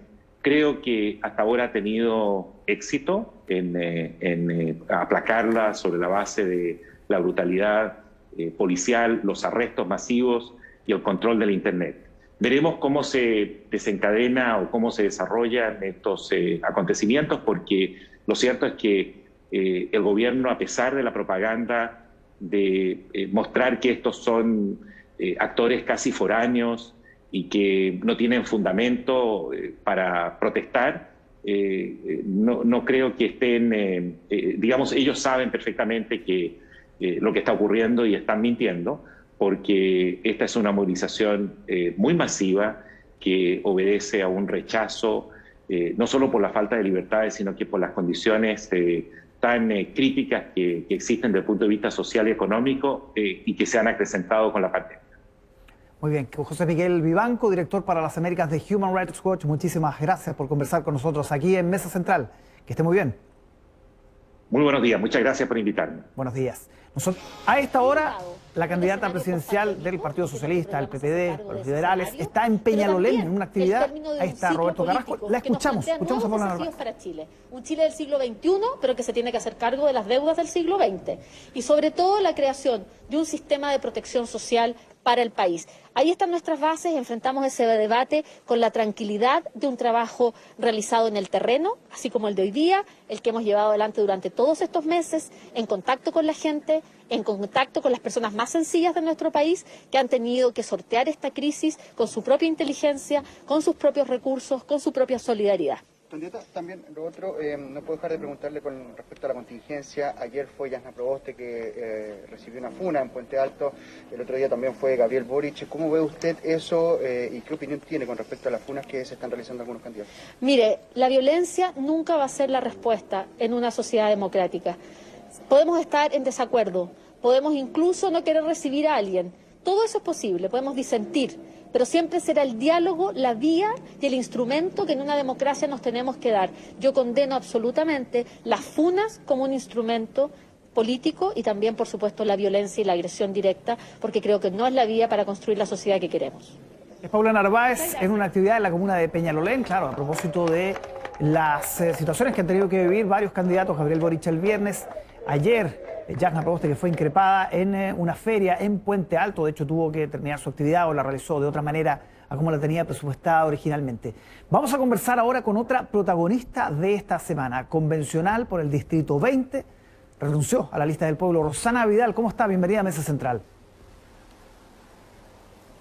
Hola, muy buenos días. Bueno, ante todo agradecer este espacio y estoy muy bien, muy contenta de estar con ustedes. Antes de preguntarle por qué se fue de la lista del pueblo, ¿por qué se unió en su minuto? ¿Qué la sedujo para ingresar ahí? Mira, bueno, la verdad es que ¿qué me sedujo? Lo mismo que me seduce es seguir en la constituyente, ¿no? Yo creo que lo más importante para mí es sin duda el haber tenido la posibilidad finalmente, ¿no?, de estar ahí en lo que motiva esta nueva posibilidad que tenemos como país. Todo lo que en el fondo, ¿cierto?, promueve la lista del pueblo y muchos de los que estamos ahí sin duda es lo que también a mí me representa, ¿no? Ahora, ¿por qué me uno? Básicamente por dar una posibilidad a la lista del pueblo de ser representativa en este distrito. Yo me sumé a este colectivo social a 4 días prácticamente de inscribir las listas y me invitaron, me dieron a conocer el fondo, el corazón de lo que promueve la lista del pueblo y creo que es bello, ¿no? Por lo tanto, quiero aclarar ahí, mi tema no tiene que ver con el fondo. Mi tema tiene que ver con las formas, y las formas son propias, ¿no? Y cuando yo no conocía a este colectivo desde el punto de vista de sus actores primarios, y yo creo que ahí está el punto, ¿no? Entonces quiero rescatar aquello, yo valoro mucho, yo creo que hay que hacer una separación entre quienes son los constituyentes de ese movimiento social hoy y qué es el movimiento como lista, ¿no? Que seguirá adelante si las cosas se hacen de manera adecuada, porque ahí hay gente dialógica a la que respeto y valoro mucho. Pero yo creo que es importante decir eso, ¿no? Mi salida no tiene que ver con nada que tenga que relacionarse con quien no esté de acuerdo. No, yo respeto mucho y valoro mucho el movimiento social y hay que seguir construyendo. Pero bueno, todos somos distintos, ¿no? Un Chile diverso. A mí me invitaron a ser parte de un movimiento independiente donde yo iba a poder tener la posibilidad de ser yo misma, y yo misma soy así como usted me ve, ¿no? Yo creo mucho en el diálogo, creo mucho que la dignidad transversaliza a la persona humana más allá de su partido o color político, y eso es lo que he tratado de hacer, ¿no? Sí, Rosana, pero ¿cuál fue el detonante? Todo el respeto posible, más allá de las diferencias. Sí, ¿cuál fue el detonante de su salida? El tema de las vicepresidencias, que la lista del pueblo se opusiera, por ejemplo, a que hubiese un representante de Vamos por Chile de la derecha en esas vicepresidencias. ¿Ese fue el punto culmine para usted o ya venía meditada la decisión? No, esto venía ya pensándolo. Mire, se lo voy a decir un poquito analógico, ¿no? Cuando a mí me invitan a una casa, y me invitan a una casa porque voy a escuchar una sinfonía de Beethoven, y llego luego y me dicen que tengo que bailar salsa, que no lo sé hacer, bueno, tengo derecho a decir esto no era tal cual yo lo decía. La lista del pueblo era un movimiento y es un movimiento social que tenía un fin, ¿cierto? Lograr escribir una nueva constitución. Pero en este minuto yo creo que esa es una realidad cuando empieza a dársele otro enfoque, ¿no? Y aparecen, y hay diputados, y hay otra propuesta. Bueno, no es porque yo no soy del mundo político, entonces yo tengo que tener mi discurso personal, propio, y cuando salen hablando de la lista del pueblo en formas que no me representan, yo tengo el deber de restarme, no solo por mí, sino que también por el propio movimiento, porque al final cuando yo hablo, si permanezco ahí, soy de esa colectividad y soy como un poco disonante. Yo creo, y se lo digo objetivamente, que sí, por supuesto, pero no hubo un detonante, sino que yo mantuve siempre mi postura. Creo que la propuesta que hizo la mesa, por ejemplo, para las vicepresidencias, fue una de las formas más nobles y notables de decir, bueno, si vamos a escribir una constitución, tenemos que representarnos todos, porque todos tenemos ese derecho a sentarnos a la mesa. La otra fórmula no era necesariamente una buena fórmula si queríamos incluirlos a todos. Y no sé, yo creo que igual tenemos que respetar la historia, ¿no? Y se nos olvidan muchas cosas, pues, porque generalmente hablamos mucho, ¿no? De esto de la derecha y qué sé yo, y eso es un equívoco. Si no pensemos, igual hay personas ahí que ni siquiera firmaron el acuerdo por la paz, sí, Rosana, y que no son de derecha. Sí, y dentro de la derecha también hay gente que también estuvo por el apruebo, entonces yo creo que hay muchas cosas que decir. Si le entiendo bien, finalmente usted sintió que no podía impulsar acuerdos o diálogos desde la lista del pueblo, ¿esa es una de las razones de fondo? No, porque la verdad es que con los constituyentes de la lista del pueblo sí que se puede conversar. Ellos son, una gran parte de ellos, bastante dialógicos. El punto es el movimiento como lista del pueblo, el movimiento, lo que está fuera de la constituyente, que tiene que ver con ir con un discurso, que es un discurso que en lo particular a mí no me representa. Yo no estoy de acuerdo con ninguna forma de violencia. Yo creo que en este minuto lo importante es lo dialógico.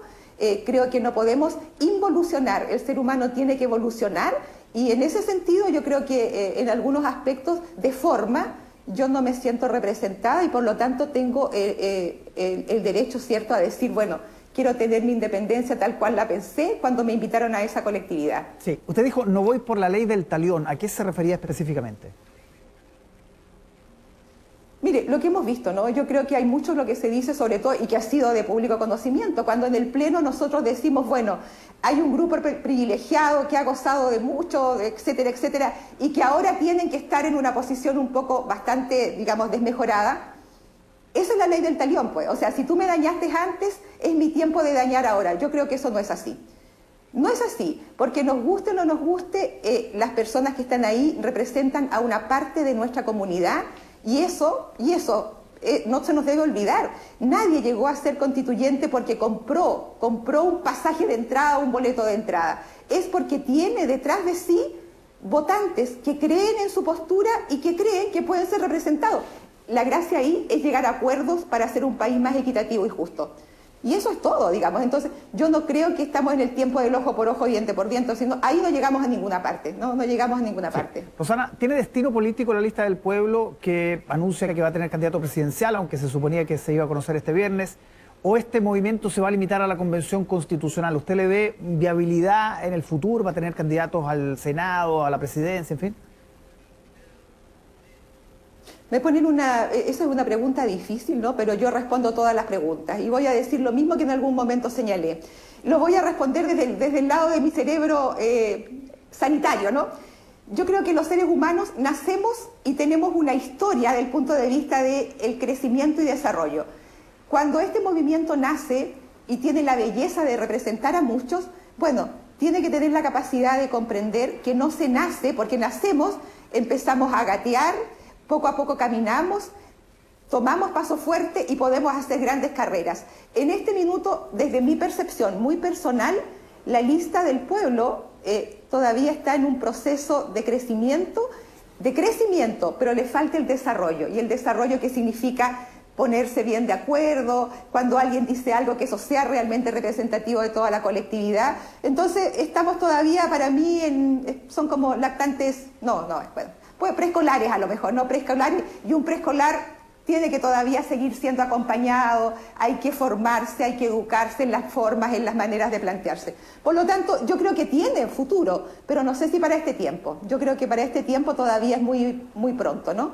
Bueno, hay nombres ya que están sobre la mesa. Fabiola Campillay, por ejemplo, quiere ser candidata al Senado, independiente, dice ella, pero con el apoyo de la lista del pueblo. ¿Cómo analiza usted esa candidatura? Bueno, yo creo que acá, bueno, todo lo que pasó en el estallido social dejó grandes dolores, ¿no?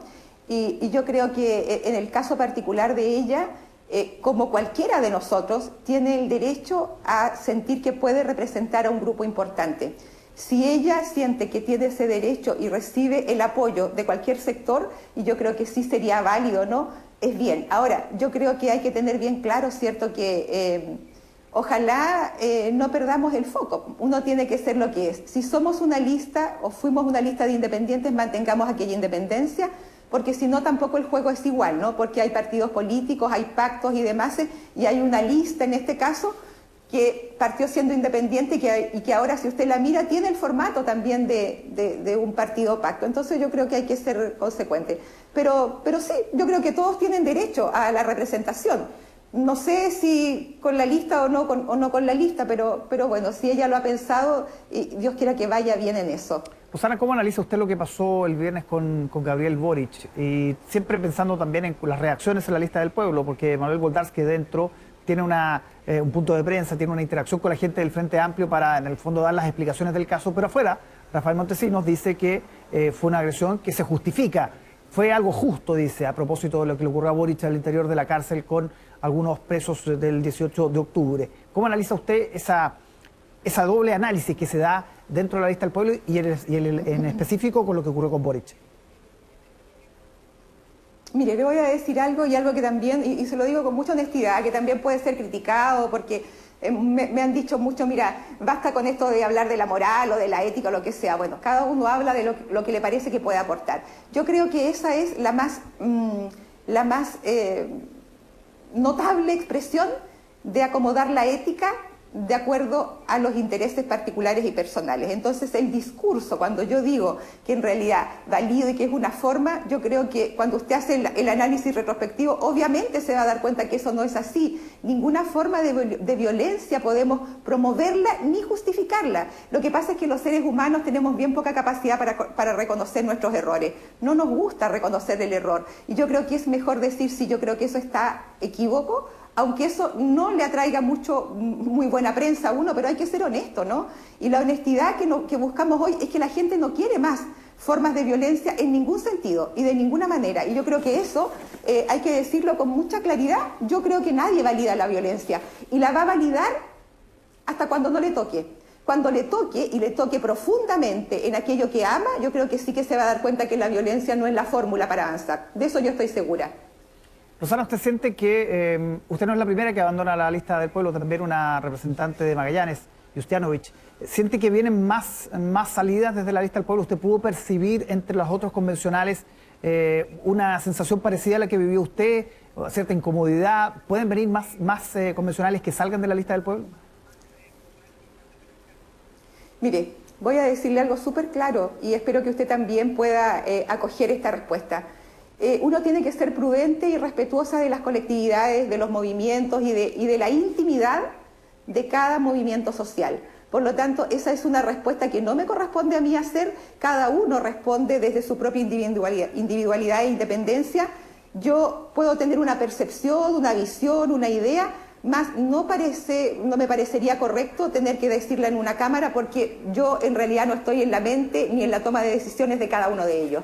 El tiempo va a ir dando cuenta de lo que tenemos que hacer y yo creo que lo importante ahora es hacer el foco en la belleza que estamos escribiendo, sea que parezca o no, porque hemos avanzado de manera maravillosa y eso a mí me tiene súper contenta en realidad. No todo es pelea, como se ve, no, estamos trabajando y lo estamos haciendo bien, más allá de lo que pueda aparecer en los medios, digamos, ¿no? ¿Con qué otros sectores usted se ha podido relacionar bien en estas semanas ya que lleva la Convención Constituyente? ¿Con quién ha hecho lazos, ya sea de la lista del pueblo, de otros colectivos? ¿Con quién ha formado, digamos, alianza? ¿Con quién ha adquirido ahí una relación en este tiempo? Miren, no me lo sé porque tendría que leerle aquí a 155 seres humanos. La verdad, voy a ser súper honesta, yo no me uno a sectores, yo me uno a personas que están ahí representando una comunidad. Voy a ser súper honesta y va a tener que creerme en esto porque cuando me escuchen se van a dar cuenta que sí. A mí me cuesta identificar el que es de, no sé, del Frente Amplio, no neutral. Para mí eso no es relevante. Para mí es relevante la argumentación y la intención que tenemos de colaborar y de avanzar. Por lo tanto, la pregunta que me hace es, bueno, con todos los que he podido, y hay algunos con los que sí quisiera rapidito conversar porque hay cosas que hay que regular, que tienen que ver con las formas y que no necesariamente viene del sector de la lista del pueblo, de cualquier otro sector que sea en este momento que esté más cuestionado. Hay gente que también ha hecho comentarios muy desafortunados y que yo creo que eso se conversan fuera de cámara para decir que cuando yo hago un comentario poco afortunado que tiene la idea de denostar a un otro o ser grandilocuente frente a un dicho, eso afecta a la convención toda, porque tenemos que cuidar las formas, el buen trato, el trato digno es lo que nosotros tenemos que dar hacia afuera porque es lo único que nos va a salvar probablemente, ¿no? Así es que yo creo que eso es, pero me relaciono con todos. Ahora, no sé si todos se quieren relacionar conmigo porque, bueno, qué sé yo, pero bueno, pero ahí estoy yo represento a mi comunidad y es a quien en el fondo me debo y quisiera mantenerme así. ¿Cómo ha visto hasta ahora la dinámica al interior de la Convención Constitucional? El proceso de instalación que está llegando de alguna manera a fin ya con la creación de 7 vicepresidencias, de las distintas comisiones. ¿Es lo que usted esperaba, la forma en que se ha dado el diálogo, la forma en que se han organizado? ¿Cómo evalúa lo que ha pasado en estas 4 semanas? Como era de esperar, pues mire, yo le voy a decir, cuando usted, y si usted haga una introspección, cuando uno se reúne con gente, lo hace habitualmente porque esas personas tienen ideales comunes, porque son familia, porque son amigos. Acá se juntó Chile entero, un Chile diverso, con dolores diversos, con formas de vida distintas, con biografías diferentes. Por lo tanto, la primera parte que teníamos que hacer, y que yo creo que ya la tenemos bastante avanzada, era comprender esa diversidad y comprender que teníamos que aceptar, digamos, las diferentes posiciones. Ahora, en este minuto yo creo que hemos avanzado de manera notable. Mire, yo pertenezco a una de las comisiones, la Comisión de Ética, y es un lujo estar ahí escuchando las audiencias públicas, viendo cómo la gente también quiere contribuir a este proceso histórico. Se amplió la mesa y eso es un lujo porque va a permitir un poquito diversificar el trabajo también. Yo creo que estamos súper bien. Hemos hecho un muy buen trabajo, atendida a las condiciones de habernos conocido la gran mayoría por primera vez. Así que yo estoy contenta, de verdad estoy contenta y creo que el espíritu dialógico finalmente va a marcar la pauta y bueno, yo estoy convencida que es la única forma, ¿no?, de poder avanzar. Sí, conversando hace algunos días con Jaime Baza, con el vicepresidente, nos decía que probablemente los primeros días de septiembre, ya con el reglamento, iban a empezar a ver los temas de fondo, iban a meterse en el fondo de los temas, a analizar también básicamente los temas para los cuales ustedes también fueron elegidos. ¿Cuáles son las prioridades para usted? ¿Cuáles deberían ser los primeros temas en ser abordados cuando ya entremos de lleno a los temas de la convención? Bueno, hay muchos temas, ¿no? Yo creo que cada uno llevó de alguna manera en el tiempo de campaña cuál era lo importante. Yo llevo más de una década trabajando con personas en situación de calle, por ejemplo. Es importante lograr validar el derecho a una vivienda digna. Es importante rescatar dos derechos humanos fundamentales que en este minuto están básicamente como bienes de mercado, que es salud y educación. Es importante reconocer que estamos de paso en esta especie de casa maravillosa que es el planeta Tierra y tenemos que darle, por lo tanto, sujeto de derecho a nuestra madre naturaleza. Yo creo que cambiaría todo, porque ahí además están los animales, ¿no? Seres sintientes que aun cuando no piensan son capaces de sentir dolor. Reconocer a nuestros adultos mayores, bueno, tanto, mire, derecho a la vida y derecho a la muerte digna. Hay un montón de cosas que son profundas y de fondo. Poner en contexto de rostro humano lo que vamos a discutir, yo creo que va a ser una manera objetiva de poder avanzar sin sesgos, ¿no? Desprendernos de nuestros sesgos políticos, posiciones, que derecha, izquierda, centro derecha, lo que tenemos que hablar del rostro humano, que es lo que el país espera, porque desde ahí es donde se construye este nuevo Chile que bueno, ahí va a estar la columna vertebral para las nuevas políticas públicas y todo lo que se venga, ¿no? Sí, a propósito de lo que mencionábamos, de la exclusión, de no dejar fuera algunos sectores, hoy día Elisa Loncón en una entrevista en el diario El Mercurio y señala eso, la actitud de exclusión de algunos de sus integrantes. No tenemos otra alternativa que escucharnos para construir entre todos, dice. ¿Usted siente que ese espíritu se ha ido instalando en la mayoría de los convencionales o hay sectores que definitivamente no quieren saber de esto? No, mire, yo creo que tenemos que ser honestos en esto. Yo valoro mucho lo que dice nuestra presidenta porque es así. No, es que, mire, uno puede darse primero, esto es como, no sé si usted conoce a los puercoespín.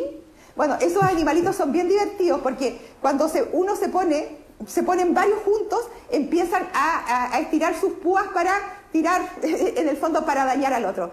Llegamos ahí un poco así, pues, pero ahora ya empezamos a aprender a bailar y cada vez nos vamos dando cuenta que tenemos que hacer este baile maravilloso y eso se hace con respeto, con diálogo, con prudencia. Y eso ha ido pasando. Ahora, por supuesto, hay personas que probablemente son un poquito más resistentes, pero bueno, no va a haber manera, digamos. El que se resta el diálogo va a ser el que no va a ser capaz de representar a su comunidad y yo creo que ahí la comunidad tiene que controlar. Yo lo he dicho muchas veces, ¿no? La comunidad que nos envió a ese mandato tiene que pasarnos la cuenta, tiene que decirnos, oye, momento, si yo fui para que usted sea mi voz y si yo me niego al diálogo, no estoy haciendo la tarea. Entonces, ese es el gran desafío. Pero, mire, yo lo único que pediría a nuestra comunidad, a nuestro pueblo, a la gente que está escuchándonos, que tenga confianza. Estamos procurando hacer nuestro mejor esfuerzo por no fallar, porque después podría esto ser un desastre, ¿no?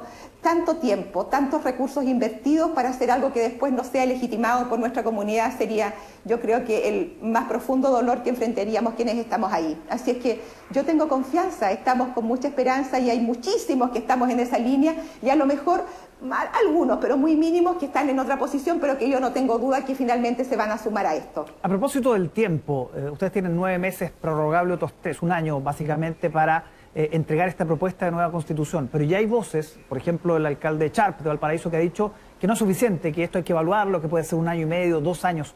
¿Cómo se ve desde el interior de la convención el tema de los plazos? ¿Usted siente en lo personal que va a alcanzar en 1 año o van a tener que pedir una prórroga, reestudiarse eso? Mira, no sé, bueno, 9 meses es el tiempo que uno necesita para crear una nueva vida, ¿no? 9 meses generalmente es el tiempo de embarazo. Yo creo que 9 o 12 meses, esta es una opinión muy personal, ¿eh? Es suficiente si somos capaces de ser civilizadamente y sofisticadamente dedicados a la tarea. Yo creo que es suficiente, y lo digo ¿por qué? Porque ya cada uno sabe, y es de público conocimiento, todos los gastos que significa estar haciendo esta tarea. Yo creo que no nos podemos dar el lujo de distraernos en cosas que no son necesarias, y hay que dedicarse a hacer la tarea, lo más dedicados posibles a aquello. Yo creo que sí. Bueno, en lo particular, creo que sí es suficiente el tiempo si lo hacemos bien, si dejamos, como digo, si bajamos las armas y entendemos que esto tiene otro sentido, ¿no? el país que queremos todos y todos somos todos, moros y cristianos, como digo yo, ¿no? Rosana, Así que no, yo creo que sería, bueno, ojalá Dios quiera que no se dé ese caso. Que se ajuste a este tiempo. ¿Usted tiene un candidato presidencial o candidata ya? Así ¿o no? es. ¿Quién es?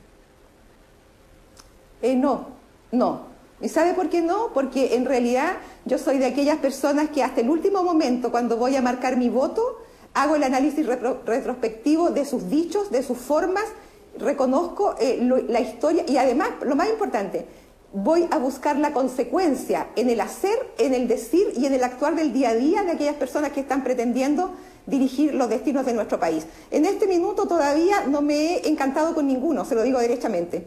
No me he encantado con ninguno, pero sin lugar a dudas voy a buscar, ojalá Dios quiera que no sea esto que en el país de los ciegos el tuerto es rey, pues voy a tener que quisiera buscar uno que de verdad me represente, cosa que hasta este minuto no ocurre, pero yo espero que de aquí al momento que tenga que ir a las urnas, logre haberme encantado con alguno de ellos, por lo menos para darle mi voto de confianza. ¿Hay un temor que de alguna manera se presidencialice la convención en estos meses de campaña de aquí a la primera vuelta, que va a ser muy duro probablemente? Ojalá que no, ojalá que no. Yo creo que eso tiene que ver con la honestidad y con el respeto que tenemos cada uno a la comunidad que representamos. Oiga, si la vida sigue afuera, ¿no? Pero nosotros tenemos una tarea que es súper importante y la comunidad nos ha tratado tan bien que me parece a ratos que es casi extremo. Nosotros seguimos siendo parte de este Chile, solo que estamos en una tarea específica. Entonces yo creo que no tenemos que distraernos. Mire, hay una cultura africana que es bellísima, ¿no? Ubuntu. Ella en una parte dice, bueno, cuando alguno de los integrantes está cometiendo un error, a esa persona hay que llamarle la atención. Yo creo que tenemos que autorregularnos también dentro de la convención, tenemos que dedicarnos a la tarea. Nosotros fuimos a eso y para eso tenemos poco tiempo y por eso tenemos que ocuparlo en lo que tenemos que hacer y punto. Yo esperaría que no. Pero mire, le voy a decir una cosa, yo no conocía esta denominada arena política y cuando uno camina por la arena es complejo, pues porque la arena no es terreno firme. Pero yo siempre digo, he caminado a lo largo de la vida, durante toda mi vida, por la playa a pies descalzos y nunca he tenido que construir ni castillos de arena, ni hacer hoyos para poder protegerme cuando vienen tormentas. En este minuto, la arena política en la que estamos ahí tiene un fin y es construir el más bello de los castillos para después sacar desde ahí, de manera mágica, esto que estamos escribiendo. Y no hay otro fin, ese es el fin, ahí está nuestra tarea. Y por eso estoy ahí estoy caminando en esa arena movediza, pero bueno, es lo que toca, ¿no? Muy bien, Rosana Vidal, muchísimas gracias por conversar con nosotros aquí en Mesa Central. Que esté muy bien. Muchas gracias a ustedes, muchas gracias, hasta luego. Que esté bien.